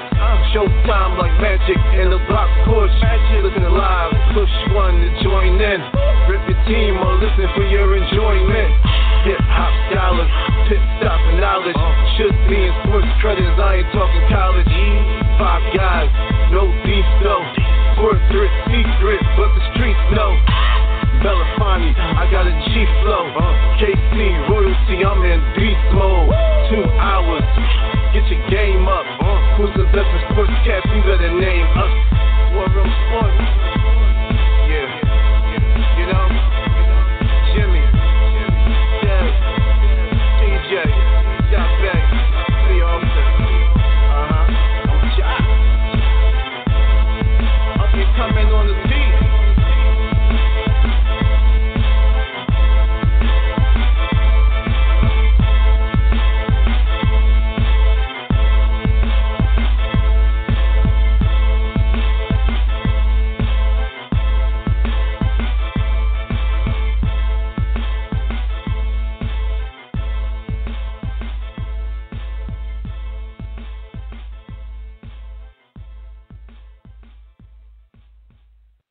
War Room Sports, www.warroomsports.com.